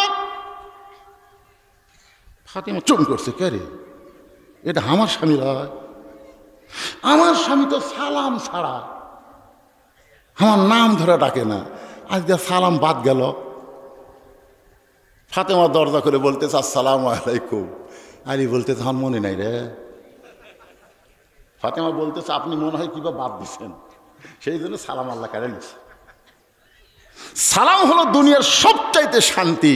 যদি ছেলে বাপকে সালাম দেয়, সেই ছেলে বইয়ের কথা মতো বাপ মার সঙ্গে খারাপ ব্যবহার করবে না। জোরে বলেন কথা ঠিক, কথা কন না, কথা কন। যদি ছেলে সালাম না দেয়, বাবার দরকার হলো ছেলেকে সালাম দেওয়া। ছেলে সালাম দেয় না, আপনি দেন। 2-4 দিন আপনি যদি দেন, উই আর শরমে কোনোদিনও সালাম ছাড়া থাকবে না। আপনাকে যদি সালাম দেয়, আসসালামু আলাইকুম আব্বা কেমন আছেন, আপনি যদি বলেন ওয়ালাইকুম সালাম বাবা ভালো আছি, আর বউ যদি কোনোদিন ওর বাপের বিরুদ্ধে কয়, ওই হিরো আলমের মতন, হিরো আলেম রিয়ামণিক তালাক দিছে আজকে। এই হিরো আলমের নাম শোনেন না? ওর বউ তালাক দিছে, কারণ ওর বাপ কয়েকদিন আগে মারা গেছে। মরার সময় ওর বউ নাকি গান গাছে, ওর বাপের কাছে যায়নি। উনি কাছে যে বাপ মারা গেলে বাপ পাওয়া যাবে না, বউ ছেড়ে দিলে বউ পাওয়া যাবে, দরকার বউ ছাড়বো, এইরকম বউ আমি দরকার নাই। হিরো আলম সারা জীবন গান করছে, কিন্তু এই বাপের কথাতে আল্লাহ বলতেছে, ওয়াকাদা রব্বুকা আল্লা তা'বুদু ইল্লা ইয়্যাহু ওয়া বিল ওয়ালিদাইনি ইহসানা। জোরে বলেন সুবহানাল্লাহ। এই আপনাদের বউগুলা আপনাদের বাপ মায়ের বিরুদ্ধে কিছু কয়, বহু কিছু কয়, আপনি শোনেন, তাই না? কি আপনার বাপ মায়ের বিরুদ্ধে আমি কি বলতেছি? বাপ মায়ের বিরুদ্ধে কোনো কথা বউ বললে হাত ধরবেন, আমার বাপ মায়ের কাছে দেখবেন ওই পাও ধরে বলবি, কে যাব না কে। আপনার বাপ মার বিরুদ্ধে যখনই বলবে, তখনই বউকে বলবেন, আমার বাপ মায়ের সামনে বল। ওই কিন্তু বাপ মায়ের সামনে বলবি না, কারণ এগুলো কথা সব মিথ্যা। দরকার হলে এরকম বউ বাদ দেওয়ার কথা আছে। জাতির পিতা হযরত ইব্রাহিম ইসমাইল নবীর বাড়িতে বেড়াবার গেছে, যা বলতেছে বাবা ইসমাইল। বাড়ির থেকে একটা মহিলা বলছে কে কে ডাকে কে ডাকে? ইব্রাহিম নবী কয় কে রে? যেই বাড়ির মেয়ের কথা জোরে শোনা যায় এই বাড়ির তো রহমত বরকত থাকে না।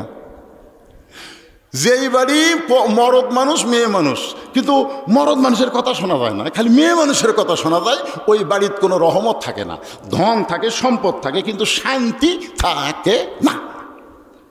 আল্লাহ মাঝে মধ্যে পরীক্ষা করতেছে। ফিলিস্তিনে গাজায় ডোনাল্ড ট্রাম্প বলেছে তোমরা গাজা ছেড়ে দাও, আমি গোটা গাজা নতুন করে নির্মাণ করে দেব। গাজার মুসলমান বলতেছে দরকার জীবন দেব, কিন্তু গাজা ছাড়ব না। সামান্য মাইক নাই, মাহফিল ছাড়তেছেন। মাহফিল কিসের বাগান? এই কতক্ষণ কিসের বাগান? এই বাগানের থেকে উঠে আপনি ঘুরে যাচ্ছেন? এই বাগানের থেকে উঠে যাচ্ছেন কোথায়? বাড়ির যাবেন? বাড়ির যাওয়া লাগবে না, আল্লাহ হাসপাতালে নিয়ে যাবি। তোরে কর কথা ঠিক কিনা? বেশি অহংকার করেন না ভাইজান। পেশাব লাগছে, পেশাব বন্ধ করেন। অনুনাজ্জিলু মিনাল কোরআনি মা হুয়া শিফা ওয়া রাহমাতুল লিল মুমিনিন। আল্লাহর কোরআনকে ইজ্জত করেন, যাবতীয় রোগ থেকে এই কোরআন আপনাকে হেফাজত করে দিবে। জোরে কোন সুবহানাল্লাহ। সুবহানাল্লাহ। ইন্নাল্লাহা মা'আস সাবিরিন উপরে আসতে ছিঁড়ে পারে এনা মেয়ে মানুষের ওয়াজ করে দিবেন না আমার? সবগুলো মরদ গেছে বিদেশে, আর এর কেদা মোশান হচ্ছে। আমার এলাকার এক ছেলে বিদেশে গেছে, বাপে জমি বিক্রি করে দিছে, আর ওই শালা বইয়ের নামে অ্যাকাউন্ট করছে। বইয়ের নামে অ্যাকাউন্ট করছে। মাও কান্দার কয় তোর বাপ জমি বেচে টাকা দিল। বাবা তুই যে কিছুই টাকা দিস না। ছেলে বলতেছে মা আমি ধরা পড়ছি, মা আমি জঙ্গলে জঙ্গলে ঘুরে বেড়াই, মা আমার এখনো চাকরি হয়নি। কত বড় মিথ্যাবাদী! বাপ খালি হামাক ধরে ওয়াক ধরে, আমার ছেলের জন্য একটু দোয়া করে হুজুর, আমার ছেলে আই রে কান্দে, মাও কান্দে, বাবু কান্দে, আর গোপনে গোপনে বইয়ের অ্যাকাউন্টে টাকা পাঠায়। আর বউ টাকা যখন বেশি হয়ে গেছে তখন চিন্তা করছে তুই বিদেশে খেটে খেটে ঘুরে হয়ে গেছে, তোর ধান্দা। কয়েক বছরে বাড়িতে এসে দেখে বউ নাই, খালি কান্দে। বাপ মা কয় কান্দিস কে বাবা? তুই না জেলের মধ্যে ধরা পড়ছো, তুই কামাই কার্য করে বাড়িস। তোর বউ যেমন সান মারছে, তুই আমাদের সঙ্গে গাদ্দারি করে বইয়ের নামে অ্যাকাউন্ট করছো। আজকে যেই সমস্ত পুরুষ বিদেশে গেছে তাদের বইয়ের যা মোশান হচ্ছে, তোর কোন কথা ঠিক কিনা? এ কথা কন না কেন? নবীর মেয়ে ফাতেমা মুচকি মুচকি হাসে, কারণ মা ফাতেমা একদিন চোখের পানি বের করে কাঁদতেছিল। নবী তখন ফাতেমার কাছে গিয়ে বলল, ফাতেমা এভাবে তুমি কেন কাঁদতেছো? ফাতেমা বলে, বাবা এমন একজন গরিবের সঙ্গে আমার বিয়ে দিলেন, যে গরিবটা সংসার চালাবার পারে না। সকালবেলা কোনোদিন খাবার পাইলে রাতের বেলা খাবার থাকে না, কোনোদিন রাতে খাইলে সারাদিন আর খাওয়া থাকে না। হাসান হোসেন ক্ষুধার জল আমার কাছে খাবার চাই, আমি খাবার দিবার পারি না, আপনার কাছে যাই। ও গো বাবা, দুনিয়া থেকে কোনো ধনী ছেলে আমার জন্য পান নাই, এমন গরিবের সঙ্গে আমার বিয়ে দিয়েছেন, আমার জীবনটা কেমন হয়ে গেল। রাসূল কান্দের বলে, ফাতেমা আল্লাহর পরে কাউকে যদি সেজদা দেওয়ার হুকুম থাকতো ফাতেমা, তাহলে তোরে বলতাম আলীর পায়ে সেজদা কর। ও ফাতেমা, আমি দুনিয়ার ধনী যুবকের সঙ্গে বিয়ে দিবে চাইছিলাম, কিন্তু আল্লাহ তাআলা ঘটকালি করে আলীর সঙ্গে তোর বিয়ে দিছে। এখন বল রে মা, আল্লাহ যদি ঘটকালি করে তাহলে বল আমি নবী কি করতে পারি? আল্লাহর বান্দার একটু মনোযোগ দেন। হযরত আলী চোখের পানি বের করে মনে মনে চিন্তা করে, আজকে ফজরের নামাজ বাদ দেবার চাইছি, আমার জবান থেকে আল্লাহ সালাম কেড়ে লিছে।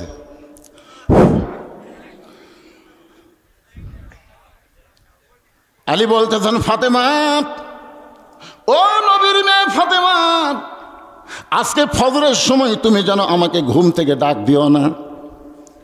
তোমার বাবার কাছে ওয়াদা করেছি আজ থেকে আর ফজরের নামাজ আমি পড়বো না, নামাজ না পড়লেও আল্লাহ আমাকে জান্নাত দিবে। ফাতেমা মুচকি মুচকি হাসে। সঙ্গে সঙ্গে ফাতেমা চোখের পানি মুছে মুচকি হাসিতে বললেন, বাবা আমার স্বামীর মধ্যে এত যোগ্যতা আছে, এইটা যদি আপনি আমাকে আগে বলতেন বাবা।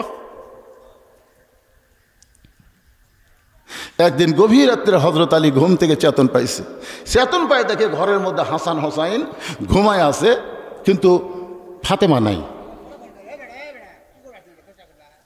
আলী চিন্তা পড়ে গেল, কে রে, এই গভীর রাত্রে আমার দুইটা সন্তান ঘুম পাড়তেছে, আমি ঘুম থেকে চেতন না পাইলে তো এটা ধরে পারতাম না।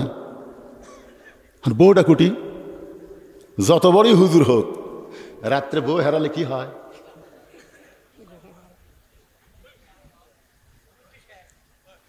যত বড়ই হুজুর হোক, আমি যত বড়ই মৌলবি হই, মাঝে মধ্যে সন্দেহ আছে না নাই? কথা কন না কেন ভাই রে? হযরত আলী দরজার দাঁড়িয়ে গেলেন। দাঁড়িয়ে দেখতে পাই মরুভূমির মধ্যে কালো চাদর মাথায় দিয়ে গভীর রাত্রে ফাতেমা খুব জোরে জোরে হাঁটতেছে। আলীর সন্দেহ হয়ে গেল, এই গভীর রাত্রে ফাতেমা কোথায় যায়? নিরাপদ দূরত্ব বজায় রেখে পিছনে পিছনে হাঁটতেছে। আল্লাহর নবী যেই ঘরে ঘুমায় থাকে, ওই ঘরের জানলার পাশে ফাতেমা চুপটি করে দাঁড়াইছে। আলী একটু দূর থেকে কানটা খাড়া করে শুনতে চায়, দেখি ফাতেমা কি বলে। ফাতেমা বলতেছে, বাবা, আজকে যদি আমার মা জীবিত থাকতো তাহলে আমার কথা মায়ের কাছেই বলতাম, কিন্তু মা যখন মরে যায় বাবা, বাপের কাছেই সরাসরি বলতে হয়। ও বাবা, আমি গভীর রাত্রে তোমার জানলার কাছে তোমার দুঃখিনী মেয়ে ফাতেমা দাঁড়াইছ, তুমি একটু দয়া করে ঘরের দরজা খুলে দাও। হযরত আলী দূর থেকে শুনতেছে। কিছুক্ষণ পর আল্লাহর নবী যখন ঘরের দরজা খুলে দেয়, ফাতেমা ঘরের মধ্যে ঢুকে গেলেন। হযরত আলী এক দৌড়ে জানলার কাছে এসে কানটা লাগাইছে। রাসূল বলতে, ফাতেমা তুই একা একা কেন ঘরে ঢুকলি মা? আলীকে ও ঘরের মধ্যে নিয়ে আয়। আলী জানলার কাছ থেকে চমকে উঠছে, নবী কি আমাকে জানলার কাছে দেখতে পাইল নাকি? কিন্তু নবী বলার কি জন্য কারণ হলো, যত বড় নবী হোক না কেন, তিনি তো একজন বাবা। আর বাবা হিসাবে বিবাহিত মেয়ে গভীর রাত্রে যদি স্বামী ছাড়া আসে, তাহলে অবশ্যই বলতে হবে তুই একা কেন, তোর স্বামী কোথায়? এই নিয়তে নবী যখন বলতেছেন, ফাতেমা তুই একা কেন আলীকেও ঘরের মধ্যে নিয়ে, ফাতেমা বলতেছে, বাবা আমার হাসান হোসেন ঘুমের মধ্যে আছে, আমার স্বামীটাও ঘুমের মধ্যে আছে, এই ওদের ঘুমটা পরীক্ষা করে আমি গভীর রাত্রে চোরের মতো আপনার কাছে আইছি, বাবা মেহেরবানি করে একটু ঘরে বাতি জ্বলান। রাসূল বলে, ফাতেমা কি বলবি বল, তাড়াতাড়ি বলেই তুই চলে যা, বেশি সময় দেরি করিস না, যদি ঘুম থেকে চেতন পাই। ফাতেমা কি বলবি বল। ফাতেমা বলতেছে, বাবা বহু জীবনে বললাম, বলে কোনো কাজ হলো না, আজকে একটু আপনাকে আমি দেখাবার চাই, একটু বাতি জ্বলান বাবা, একটু ঘরের মধ্যে বাতি জ্বালান। নবী যেই মাত্র ঘরে বাতি জ্বলাইছে, সঙ্গে সঙ্গে ফাতেমা দুইটা হাত নবীর সামনে বাড়ায় দেয়।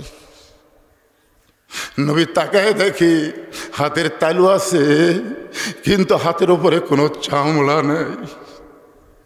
গোটা হাত গোস্তের টুকরার মতো লাল দেখতে পাই। নিজের মেয়ের হাত রক্তাক্ত দেখে ফাতেমা বলতেছে, বাবা সকালবেলা উঠে আমার সন্তান দুইটা খাবার চাবে, আমার স্বামীর সামনে খাবার দিতে হবে, কিন্তু এই হাত নিয়ে আমি জাঁতা কেমনে ঘুরাবো বাবা? আপনি যে বিয়ের সময় একটা জাঁতা দিয়েছেন আমার গপ পিষতে, কিন্তু আমার হাতটা দেখেন বাবা, আমি কিন্তু 3-4 দিন আর জাঁতা ঘোরাতে পারবো না।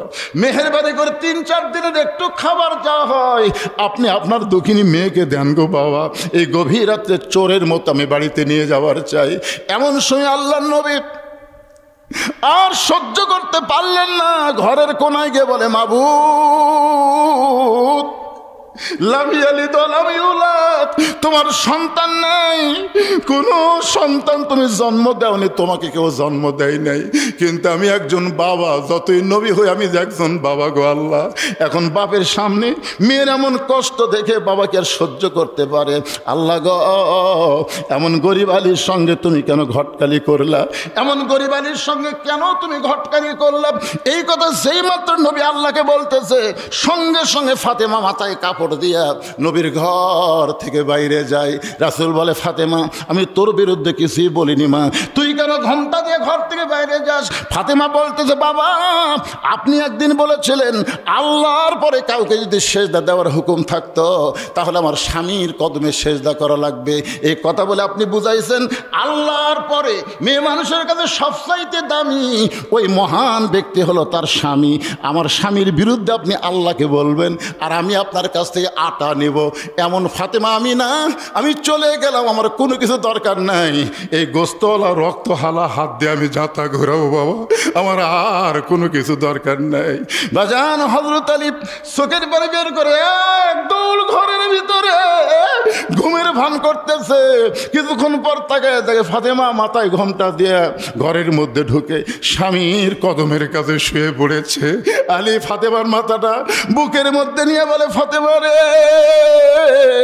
এত কষ্টের পর তুমি আমার সংসার করো, তুমি কেন করো? ফাতেমা বলে, ওগো স্বামী আমি আপনাকে চিনি, আমি আপনারে চিনি।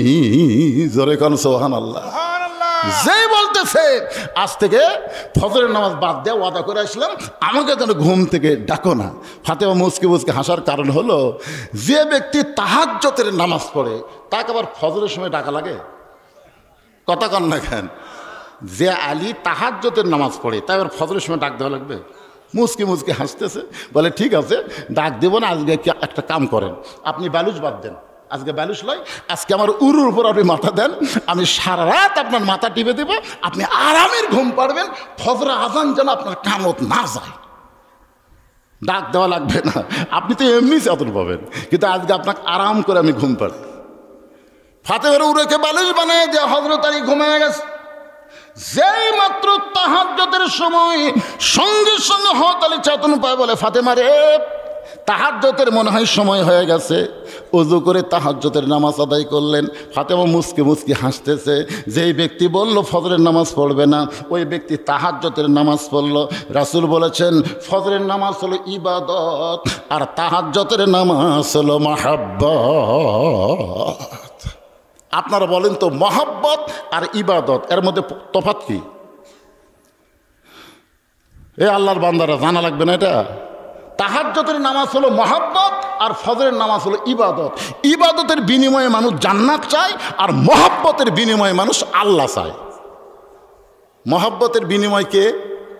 এক বান্দা আছে নামাজের সেজদায়, আল্লাহ ডাক দেয় বলে যতই নামাজ পড় আর যতই সেজদা কর তোর ঠিকানা হলো জাহান্নাম।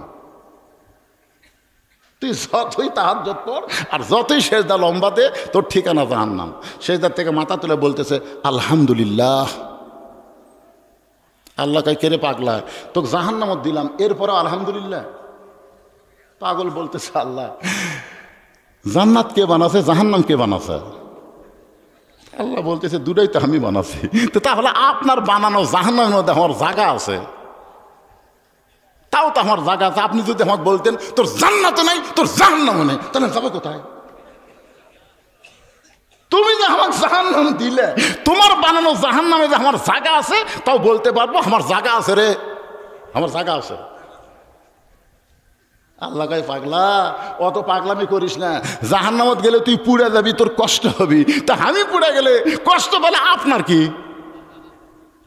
জাহান্নামত গেলে আমি পুড়ে যাবো আমার কষ্ট হবে তাতে আপনার কি হবে? আল্লাহ বলতেছে আমারও কষ্ট হবে। আল্লাহ বলে তো আল্লাহ আপনার কষ্ট কেমনে হবে? আল্লাহ বলতেছে আমার ইব্রাহিম আমাকে কলিজার মধ্যে নিয়ে নমরুদের চুলার মধ্যে পড়ার আগে নমরুদের চুলা আমি যেমন শান্তির বাগান বানাইছি আমার মহব্বত নিয়ে কেউ যদি জাহান্নামেও যায় আমি জাহান্নামকেও জান্নাত বানায়া দিব। লিল্লাহে তাকবীর। যে ফজরের সময় আছে বুঝলেন, হয়তালি তো মসজিদ দিকে রওনা দিচ্ছে। ফাতেমার সামনে দাঁড়ায় বলতেছে কোথায় কুড়ি যাবেন? ফজরের নামাজের আজান দিল, আপনি আমার বাপের কাছে ওয়াদা করে যাচ্ছেন ফজর নামাজ পড়বেন না। এতদিন ভিতরে ঢুকছি আজকে বাইরে থেকে একটু দেখমো রে, এতদিন ভিতরে ঢুকে নামাজ পড়ছি আজকে বাইরে থেকে দেখবো নামাজের সাইজ কিরকম। নামাজ পড়বো না তোমাকে কইলাম যাও, কিন্তু একটু দেখ পারতাম। যেই বলছে এতদিন ভিতরে ঢুকে নামাজ পড়ছি তখন ফাতেমা মুচকি মুচকি হাসতেছে, কারণ ভিতরে যাই ঢোকে, বোঝেন? হাদিসে আছে বিস্তারিত, হুজুরি কলব ব্যতীত করছিন কালো নামাজ তোর হবে না। তবে কেন গাও জুয়ারি, মানুষকে দেখাও নামাজ পড়ি, ও তোমার সিদ্ধ বীজে সুফসল ফলবে না। আজও কেন আল্লাহর নামাজ ধরতে পারলা না? এখন সবাই জামাতে নামাজ পড়ে চলে গেছে বগুড়া বড় মসজিদ। একজন লোক মসজিদের মধ্যে যায়, জোহরের নামাজ পড়তেছে, জুতা চোর চিন্তা করে কেউ নাই রে, একলা, আর জুতাও তো নাই, তো জুতাটা রাখছে কোথায়? চোর আবার জানে জোহরের আগে 4 রাকাত সুন্নত আছে, ওই কেবল সুন্নতে নিয়ত করলো, যাতে কাঠের বাক্সের মধ্যে সেই দামি জুতে। চোর ভাবতেছে এই 4 রাকাত শেষ করতে করতে আমি 7 মাথা পার হয়ে যাব, এই মনে করে কেবল বিসমিল্লাহ কয়ে। চোরেরাও কিন্তু চুরি করার আগে কয় আল্লাহ ধরাধার না পড়ি, আল্লাহ ধরাধার না পড়ি, কয় না? আমার গ্রামের এক লোকের চুরি হলো, আমি বললাম কে ভাই আপনার মতো মানুষের বাড়ি চুরি হলো? কয় হুজুর এই বছরে এত ভালো ঘুম কোনোদিন আমার হয়নি হুজুর, আজকে এত ভালো ঘুম কেন হলো? বলে ঘুম দেওয়ার মালিক আল্লাহ রে। তাহলে আল্লাহ তোমার ঘুম দিল আর চোর করলো চুরি কর। আমার ওই গান মনে পড়ে গেল, একটা গান গায়, মাটির পুতুল বানায়া, গানটা গাবো? মাটির পুতুল বানায়া তুমি করিলা বেহোশ, তুমি যেমনি নাচাও তেমনি নাচে পুতুলের দাও দোষ। তুমি সর্প হইয়া দংশন করো, ওজা হইয়া ঝাড়ো, তুমি চোরকে বলো চুরি করো, আবার পুলিশ হইয়া ধরো। আল্লাহ ইচ্ছা করলে ফিলিস্তিনের মাটিতে বোমা পড়বে কিন্তু ফুটবে না। নমরুদের চুলার আগুন যদি না জ্বলে, তাহলে ইসরায়েলের একটা বোমাও ফিলিস্তিনের মাটিতে ফুটবে না। আল্লাহ ইচ্ছা করলে বোমাকে মিষ্টি ভাঙ্গি তরমুজ বানাবার পারে। ধরে কোন কথা ঠিক কি না? তুমি চোরকে বলো চুরি করো, আবার পুলিশ হয়ে ধরো। গানটা গাই আর কান্দি কে রে,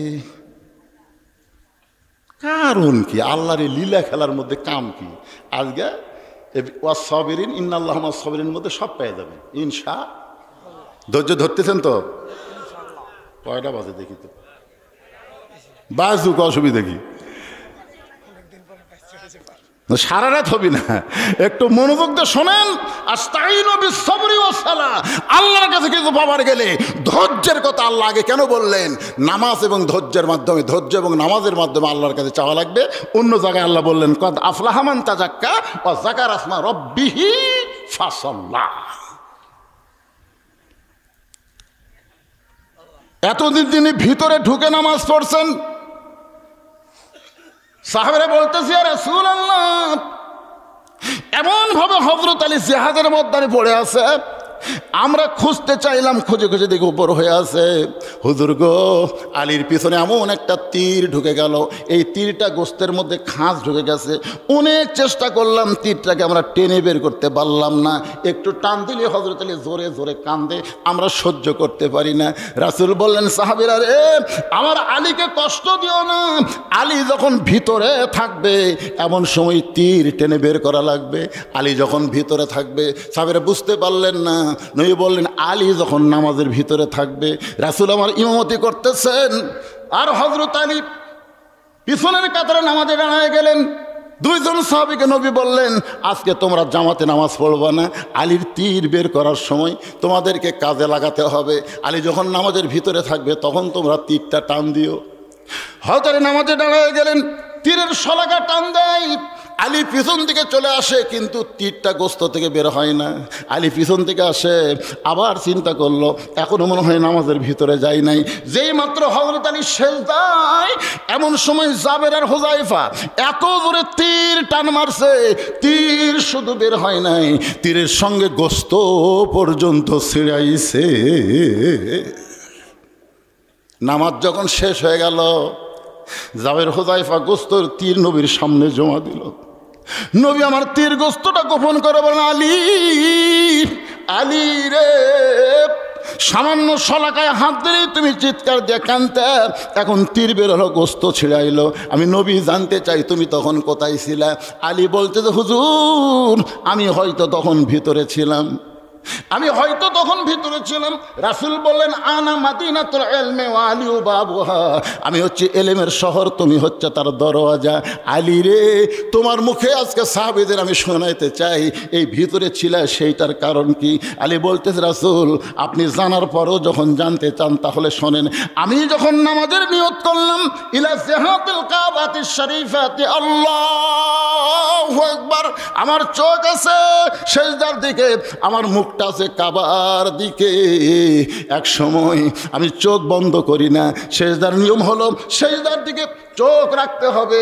আমি জোর করে চোখ দুইটা খুলে রাখতে চাই, কিন্তু এক সময় আমার দুইটা চক্ষু বন্ধ হলো। ইয়ানজুরু বিনুরিল্লাহ, আমার দুইটা চক্ষু যখন বন্ধ হয়, আমার অন্তরের চক্ষু আল্লাহর নূরের মাধ্যমে খুলে যায়।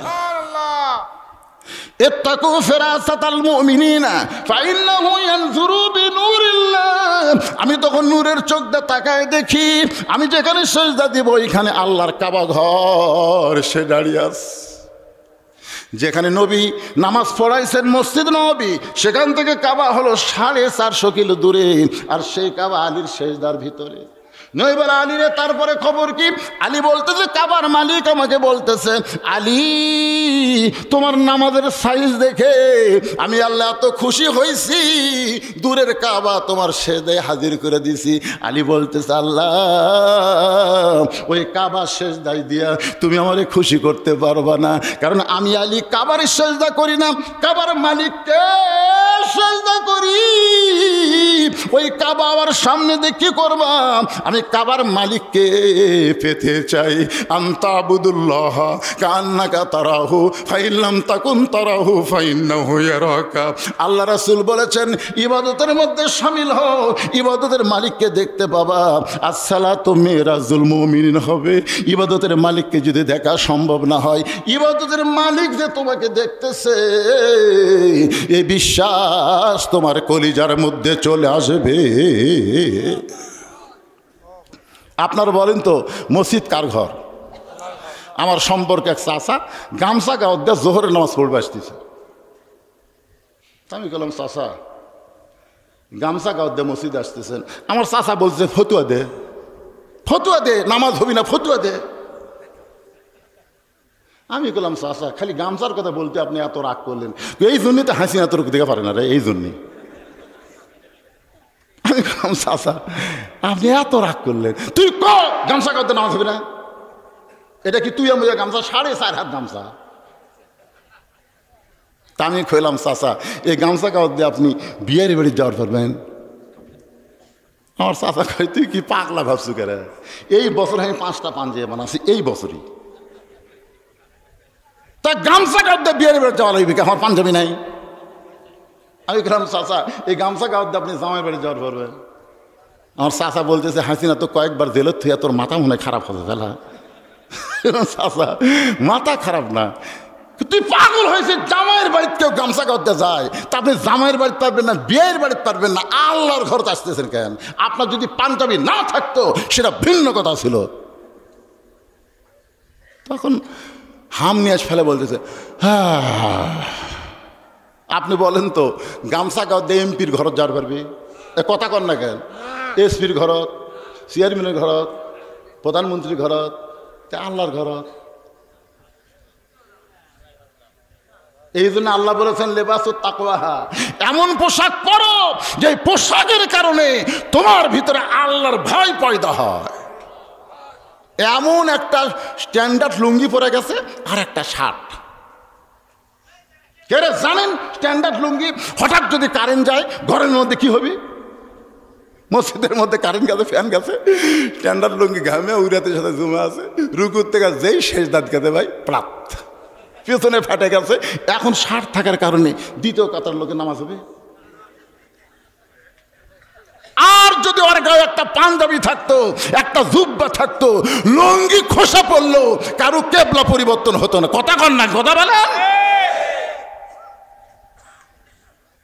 কোন পোশাক পরে মসজিদ যাওয়া লাগবে এটাও জানা দরকার মুসলমানের। জোরে কোন কথা ঠিক কিনা? আমি বলতেছি না হাব্বা জুব্বা বড় কথা বলতেছি না। যে পোশাক পরলে আপনি সিনেমা হলে ঢুকতে পারবেন না, সেই পোশাক কোনটা চিন্তা করে দেখেন তো, দেখেন যে চেহারা করলে আপনি পাপ করতে পারবেন না, সে চেহারা কোনটা? এক মেয়ে আমাকে বলতে তো, হুজুর আমার স্বামীর চেহারা এত সুন্দর হুজুর, স্বামীগুলো বাহিরে গেলি মেয়েরা খালি তাকা থাকে হুজুর, আমার স্বামীর দিকে যখন অন্য মেয়ে তাকায় আমার খুবই খারাপ লাগে। তেমন একটা দোয়া দেন হুজুর, যে দোয়া আমল করলে আমার স্বামীর দিকে অন্য কোনো মেয়ে তাকাবি না, স্বামী দান খালি আমার একলার হয়ে যায়। আমি তখন বললাম, মা দোয়া লাগবে না, তুমি তোমার স্বামীকে চাচা বানাও। যেই কছি চাচা বানাও, মেয়ে কয় হুজুর আপনি আলেম নাকি, স্বামী কোনোদিন চাচা বানান যায়? এই তো কি চাচা কবার কছি, চাচা বানাবার কছি, বানাবার।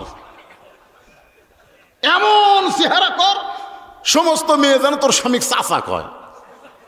ওই আমার কথা মতো ভাই স্বামীর হাত পা তেল দিয়ে এমন বাধ্য করে, এখন দাড়ি 4 আঙ্গুল হসে, স্বামীগুলা বাইরে ঘুরতেছে, কোনো মেয়ে ওর স্বামীর দিকে তাকায় না। কেউ যদি ভুল করে তাকায়, চাচা সালাম আলাইকুম, কেমন আছেন চাচা?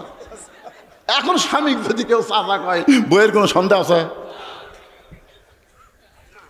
তাহলে চিন্তা করে দেখেন, রাস্তার মেয়েরা যখন তাকাবেন আপনার দিকে, এমন চেহারা হলো তাকওয়ার চেহারা। জোরে কোন কথা ঠিক কিনা?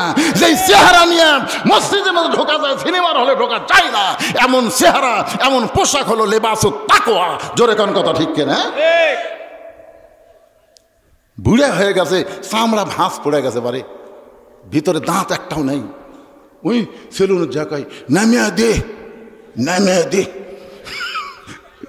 সেলুনের সে বুঝিচ্ছেন তো ভাই, সেই ধার আর চামড়া ঘষমস দেখে ওর মধ্যে দাঁতও নেই, বুঝিচ্ছেন না? দাঁত থাকলে তো ওরা টানদার হয়, ভিতরে ঢুকে গেছে, এটি খুদ ধরে মারলে লিচে কাটিয়ে যায়, গোটা সেলুনের বদনাম হবি। দরকার দাড়ি সেভ করবে গেলে কাটিয়ে দেয়। ও এখন বলছে, চাচা আপনি 2টা পাও ধরি, চাচা আপনার এখন দাড়ি থোয়া লাগবে চাচা। তুই যে ভাবি হোক কামিয়ে দে। এখন কি করবি? কামিয়ে দিছে, সকালবেলা দাড়ি কামাছে, বিকেল বেলায় লোকটা মরতে পারে। আর প্রেশার বেশি আছিল, হার্ট অ্যাটাক করে মারা গেছে। এখন দাড়ি চাঁচা লিয়া কবর থুয়ে যাচ্ছে। মুনকিন নাকি বলতেছে, আমার নাবিউকে, তোমার নবীকে। ওয়ান হাজার রাজুল নবী কিন্তু হাজির করা হবে। এখানে আর একটা কথা, রাজনীতির উত্তর আছে। এখানে বলা হবে, আমার নাবিউকে, তোমার নবী, তোমার নেতাকে, আল্লাহুম্মা সাল্লি আলা সাইয়্যিদিনা। জোরে কোন কথা ঠিক কিনা? আমরা দরুদ পড়িনি, আল্লাহুম্মা সাল্লি আলা সাইয়্যিদিনা, তোমার নেতাকে। তখন আপনি কি বলবেন? আপনি যদি বলেন আমার নেতা, আমার নেতার চরিত্র ফুলের মতন পবিত্র, নামাজ পড়ে না, একক তো কি গাঞ্জা খাই বলে 5 ওয়াক্ত, এ সাইড থেকে কে কয় রে?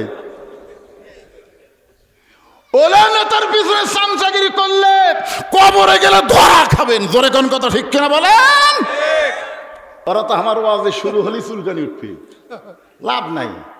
এখন আর হাসিনা নাই, আগে অ্যাঙ্গেলে হক কথা কছি, এখন অ্যাঙ্গেলের দিন শেষ, ডাইরেক্টের বাংলাদেশ। জোরে কোন কথা ঠিক কিনা? হ্যাঁ, এখন ডাইরেক্ট কথা হবে, যা হয় হয়ে যাবে। আল্লাহ বলতেছেন যে আমার জিকির করে, আমি আল্লাহ তার জিকির করি। এই জিকির মানে কি আগে এটা বোঝা লাগবে, যে আমরাও আল্লাহর জিকির করি, আল্লাহ আমাদের জিকির করেন। এই জিকিরটা বুঝাতে গিয়ে আমি আপনাদের বলতেছি, আল্লাহর একজন মস্ত বড় পয়গম্বর।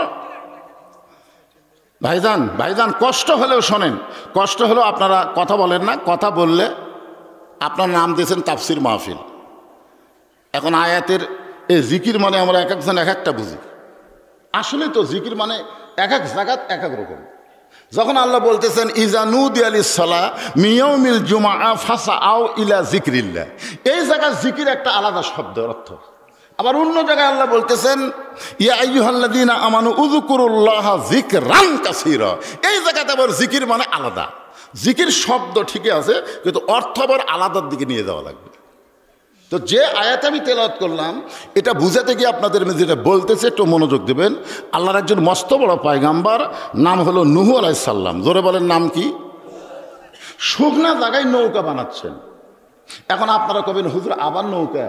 আওয়ামী লীগের এক নেতা বলেছিল আমাদের নৌকা নিয়ে আবল তাবল বকো না, আমাদের নৌকা হলো নূহ নবীর নৌকা। পৃথিবীতে সর্বপ্রথম যেই যানবাহন আল্লাহ দিয়েছে, এই যানবাহনের ইঞ্জিনিয়ার হচ্ছে আল্লাহ, মিস্ত্রি হচ্ছে একজন আল্লাহর নবী, জোরে কান সুবহানাল্লাহ। আর যানবাহনের নাম হলো নৌকা, জোরে কান নাম কি? আরো জোরে। আজকে স্বপন থাকলে খুবই খুশি হতো। কে আর এর বিরুদ্ধে আমি না বুঝে লাগছি, ই তো সে নৌকার মিছিল করতেছে।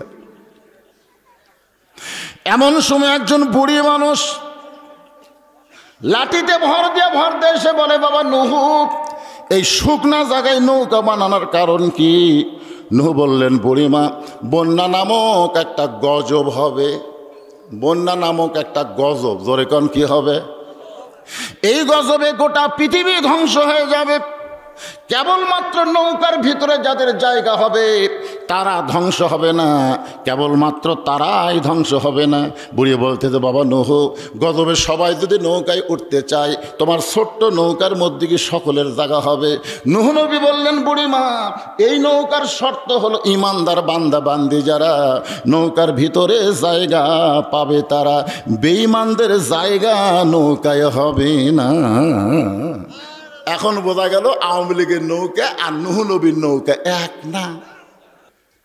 নূহ নবী বললেন, বুড়িমা, ইমানদার বান্দা বান্দি যারা নৌকার মধ্যে জায়গা পাবে তারা। বুড়ি বলতে জানিও নৌকার মধ্যে জায়গা চাই। সঙ্গে সঙ্গে নূহ বললেন, তাহলে আপনি পড়েন, লা ইলাহা ইল্লাল্লাহু নূহু নবিয়ুল্লাহ। আমরা মুসলমান, কোন নবীর নামে কলমা পড়তে আমাদের কোনো আপত্তি আছে? কিন্তু খ্রিস্টানদের আছে। আপনাদের আপত্তি আছে নাকি যদি আমরা বলি লা ইলাহা ইল্লাল্লাহ ইব্রাহিম ও খলিলুল্লাহ? আপত্তি আছে? আমরা যদি বলি লা ইলাহা ইল্লাল্লাহ ঈসা রুহুল্লাহ, কোনো আপত্তি আছে? কিন্তু খ্রিস্টানদের আপত্তি। এ মায়েরা শোনেন, জোরে কোরআন তেলাওয়াত করলে সেই কোরআন যদি পরপর শুনতে পায় আপনাদের পর্দা খেলাপের গুনাহ হবে জোরে কোরআন তেলাওয়াত করলে। আর ঝগড়া করলে কি হবে? ওই মরদের কি হবে যার বউ ঝগড়া করতেছে? আল্লাহ কোরআন রাসূল বলেছেন, আর দায়ুস লা ইয়াদখুলুল জান্নাহ, দায়ুস কোনোদিনও জান্নাতে যাবে না। লা ইয়াদখুল লাইন অফ জেন্স। দাউসকে দাউস হলো সকল পুরুষ যাদের অধীনে নারীরা পর্দা করে না। নবীর অধীনে যেমন তার বিবি ছিল, তার মেয়েও ছিল যতদিন বিয়ে হয় নাই। 9 বছরের মেয়ে ফাতেমা ঘরের মধ্যে ঢুইকা দেখে নবী হাতের মধ্যে 2টা ছুরি দিয়ে মুসকি মুসকি হাসতেছে। এই দৃশ্য দেখার পরে নবী আর ঘরের মধ্যে থাকলেন না। নবী যখন ঘর থেকে বাইরে যায়, ফাতেমা চমকে গেল। আমার বাবা ঘরের মধ্যে ঢুকে আমাকে মা মা বলে আদর করে, সেই বাবা কেন ঘর থেকে বাইরে যায়? বারান্দায় গিয়ে দেখে নবীর চোখটা দর দর করে পানি পড়তেছে। ফাতেমা বলে, বাবা কি দুঃখে আজকে আপনি এমন করে কাঁদতেছেন? রাসূল বলে, ফাতেমা, যে দুনিয়াতে সাজবে মা, আল্লাহ তার আখিরাতের সাজ কমায়া দিবে। সঙ্গে সঙ্গে ফাতেমা হাতের চুরি খুলে মাটির থাইলা দেয়। নবী দৌড়ে গিয়ে 2টা চুরি নিয়ে কুড়ে নিয়ে পকেটের মধ্যে ঢুকে দেয়। ফাতেমা বলে, বাবা এই চুরি হাতে দেওয়ার কারণে আপনি ঘরে ঢুকলেন না, সেই চুরি ফাইলা দিলাম, আপনি কেন কুড়ে পকেটে ঢুকে এলেন? রাসূল বলে, ফাতেমা এই চুরি যত্ন করে রাইখা দিব মা, একদিন তোর নাকে নাকফুল পরাবো, একদিন তোর কানে কানের দুল পরায় দেব, একদিন তোর গলায় মালা পরায় দেব। ফাতেমা বললেন, কবে কবে? আল্লাহ নবী বললেন, যেদিন তোমার বিবাহ হবে। ও ফাতেমা, মেয়েরা কেবলমাত্র এক ব্যক্তির জন্য সাজতে পারবে, সেই ব্যক্তি হলো তার স্বামী। স্বামী ছাড়া অন্য কোনো পুরুষের জন্য নারীরা সাজতে পারবে না। আবার মায়েরা যাদের স্বামী বিদেশে গেছে, বিদেশে কষ্ট করে টাকা পয়সা কামাই করতেছে, আপনি আমানত স্বরূপ বাড়িতে থাকবেন মা, দুনিয়ার কোনো পুরুষ মানুষ যেন আপনাকে দেখতে না পায়। স্বামীর সঙ্গে সাইজা গুইজা থাকবেন, অন্য কোনো পুরুষের জন্যে কোনো নারীরে সাজা জায়েজ। জোরে বলবেন জায়েজ। তাহলে বাড়ির থাকে পাগলি, এটি হলুদ ভেরাত হচ্ছে, এটি কালি ভেরাত হচ্ছে। আর যখন কোনো জায়গার যাবি বেড়াবার, ওরে বাবা রে, কথা প্রসঙ্গে কথা আসতেছে, একটু শোনেন। ইন্নাল্লাহা মা'আস সাবিরিন, ধৈর্যশীলদের সঙ্গে কে আছে? এরপর আল্লাহ বললেন ওয়ালা তাকুলু, এটাই কিন্তু শেষ আয়াত, এটাই আমার ওয়াজের শেষ পয়েন্ট। ওয়ালা তাকুলু লিমান ইউকতালু ফি সাবিলিল্লাহি আমওয়াতুন বাল আহইয়াউ ওয়ালাকিন লা তাশউরুন। আচ্ছা, একটা মানুষের নাম কইতো, আপনারা দেখেন তো বুঝার পারেন কিনা। লোকটার নাম হলো মীর কাসেম আলী। নাম শুনছেন? মীর কাসেম আলী। ওনার উকিল গিয়ে ওনাকে বলতে, স্যার আজকে রাত 12টায় আপনার ফাঁসি হবে। আজকে রাত 12টায় আপনার কি হবে? ফাঁসি হবে। মীর কাসেম আলী বলতেছেন আলহামদুলিল্লাহ আলহামদুলিল্লাহ, মুসকে মুসকে হাসতেছে আর বলতেছে আলহামদুলিল্লাহ। উকিল এখন কয়টা বাজে? এখন তো 9:30 বাজে স্যার। দেখো তাহলে 9:30 বাজলে তাহলে এখনো 2.5 ঘন্টা।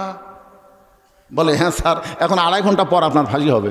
তো মীর কাসেম আলী বলতেছে খামাখা 2.5 ঘন্টা বসে থাকে কি লাভ? আমি 2 ঘন্টা ঘুম পারি। যদি সে এত না পাই তুমি আমার ঘুম থেকে ডাক দিবা, কিন্তু এ কথাটা খেয়াল করবেন। কয় ঘন্টা ঘুম পারবো? যদি সে এত না পাই উকিল, তুমি আমাকে ঘুম থেকে ডাক দিও 8 ঘন্টা আগে। উকিল মনে মনে চিন্তা করি, ওরই হবি ফাঁসি আর উই দিবি ঘুম আর হামাক লাগবি টাকা। এই মনে হয় ফাঁসির চিন্তা পাগলা হয়ে গেছে। উকিলের নাম হলো তাজুল ইসলাম। উকিলের নাম কি? তাজুল ইসলাম। উনি ঘর থেকে মনের দুঃখে বের হয়ে গেছে, ফাঁসির কন্ডম সেল থেকে বের হয়ে গেছে। 2 ঘন্টা পরে আইসা দেখে মীর কাসেম আলী ঘুম পাড়তেছে, নাক ডাকতেছে আর ঘুম পাড়তেছে। হায় হায় রে, 8 ঘন্টা পরে লোকটার ফাঁসি হবি আর যে হারে ঘুম পাড়তেছে। পায়ের আঙ্গুল লড়াইছে, চেতন পাচ্ছে। চেতন ভাই বলতেছে ভাই 12টা বাজে গেছে নাকি? না স্যার, আপনি যা করছিলেন 8 ঘন্টা আগে ডাক দিয়েছি। আলহামদুলিল্লাহ। ওযু করে 2 রাকাত নামাজ আদায় করে এই কোরআন শরীফ থেকে 2টা সূরা তেলাওয়াত করলেন। একটা সূরা মূল আর একটা হলো মোজাম্মেল। 2টা সূরা তেলাওয়াত করে ফাঁসির কন্ডম ছেলে, যে পাঞ্জাবিটা সবচাইতে ভালো, ওইটা পরে চিরুনি দিয়ে মাথা হাসড়ায় বলে, উকিল একবার আমার দিকে তাকায় দেখো তো আমারে কেমন লাগতেছে। পাঞ্জাবি গায়ে দিয়ে মাথার চুল হাসড়া বলে, উকিল রে আমারে কেমন লাগতেছে। উকিল কান্দার বলে, স্যার আপনি কি শ্বশুর বাড়ি যাবেন?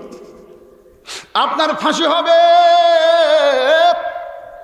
মীর কাসেম আলী মুস্কি মুস্কি হাসে বলে, উকিল ফাঁসি হবে আমার, আর তুমি কেন কাঁদতেছো?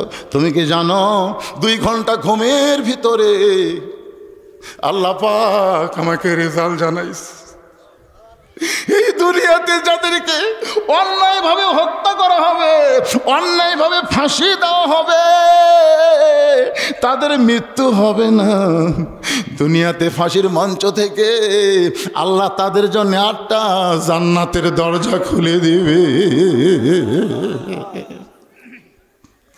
বাজান, আজকে ফিলিস্তিনের মা সন্তান জন্ম দেওয়ার পরে বলে, আল্লাহ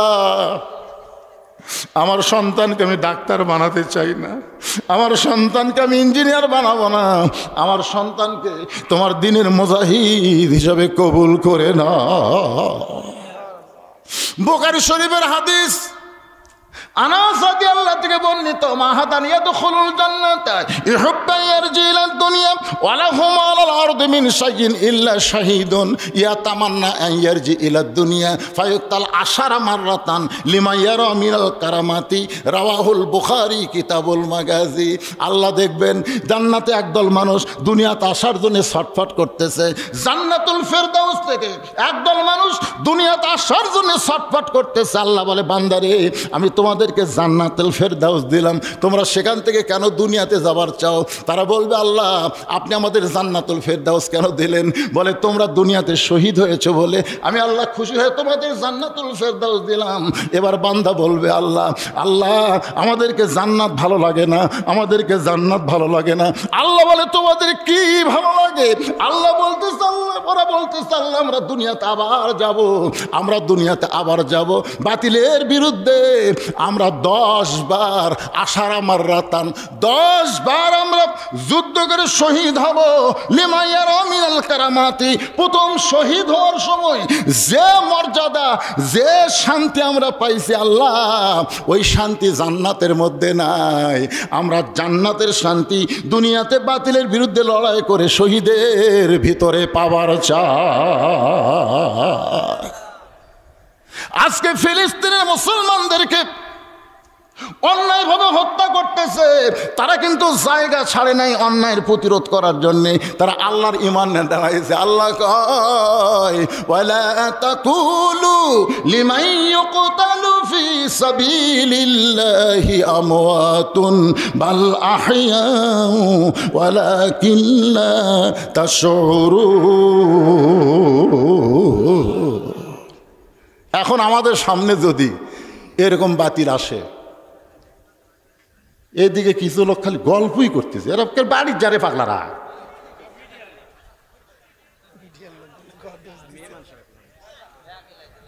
আজকে কি বলেন খালি পুরুষের ওয়াজ আছে, মেয়েদের ওয়াজ হয়নি? এজোর এখন হয়নি ভাইজান। যে কয়টা আয়াত তেলাওয়াত করছি, এই কয়টা আয়াত আমি চিন্তা করছি একটা ব্যাখ্যা করতে গেলে কমপক্ষে 2 ঘন্টা লাগবে। আমি একটা ঘড়ি ধরে 2 ঘন্টা আপনাদের সামনে কথা বললো। আল্লাহ এই অসুস্থ মানুষ, আমি যখন এখানে আসি তখন আমার ডায়াবেটিস মাপে দেখি 21.8। আমার মনেই হচ্ছিল না যে আজকে আমি আপনাদের সামনে কিছু বলতে পারবো। তো যাই হোক, জিকির করতে করতে আসলাম। আসার পরে টেস্ট পাইয়া আমি আপনাদের এই বসার চেহারা দেখে, তারপরে একবার যখন কারেন্ট গেল, মাইক চালু হচ্ছে না, আবার মাইক গেল, তখনও আপনার ধৈর্যের পরিচয় দিয়েছেন, আপনার ওটা বসা করেননি। ইন্নাল্লাহ মা'আস সাবিরিন। আজকের এই মাহফিলটা আমাদের ধৈর্যশীল হিসাবে কবুল করে আল্লাহ আমাদের পক্ষে থাক, সঙ্গে থাক। সবাই বলে আল্লাহুম্মা আমিন। ভাইজান যারা যেখানে গাড়ি আছেন, যদি একটু বসা যায়, কারণ মোনাজাতের সময় বসা মোনাজাত করা হলো আদবি, যদি একটু বসা যায় তাহলে আপনার একটা আল্লাহর রাস্তায় বসেন, আর যদি না বসা যায় দাঁড়িয়ে থাকায় মোনাজাতে শামিল হবেন। আস্তাগফিরুল্লাহ আল্লাযী লা ইলাহা ইল্লা হুয়াল হাইয়ুল কাইয়্যুম ওয়া আতুবু ইলাইহি। আল্লাহুম্মা সাল্লি আলা মুহাম্মাদ, আল্লাহুম্মা বারিক আলা মুহাম্মাদ, আল্লাহুম্মা সাল্লি আলা সাইয়্যিদিনা মুহাম্মাদ। বিসমিল্লাহির রহমানির রহিম। আমাদের বাপ মা যাদের কবরে গেছে, আজকের এই মাহফিল আমি খুবই খুশি যে এখানে কোনো প্রকার আদায় নাই, কোনো আদায় নাই। প্রবাসে যারা আছে তারা টাকা দিচ্ছে, এলাকার গরিব গুরবা যারা সাধারণ মানুষ তারা টাকা দিয়ে আজকের এই মাহফিল করতেছে। তাদের জন্য প্রাণ খুলে আমরা একটু দোয়া করার দরকার আছে না নাই? দরকার আছে না নাই? সবাই একটু হাত তুলে আল্লাহুম্মা আমিন।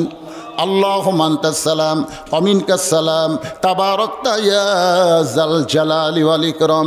মাবুদ, কঠিন গরমের ভিতরে চাপাচাপি করে তোমার হাজারো বান্দা বান্দিরা আরামের ঘুম, বাড়ির ফ্যানের বাতাস বাদ দিয়া এই জান্নাতের বাগানে বসে দীর্ঘ সময় আলোচনা শুনেছি। মেহেরবানি করে আজকের মাহফিল আমাদের সকলের হেদায়েতের জন্যে, নাজাতের জন্যে, জান্নাতের জন্যে কবুল করো।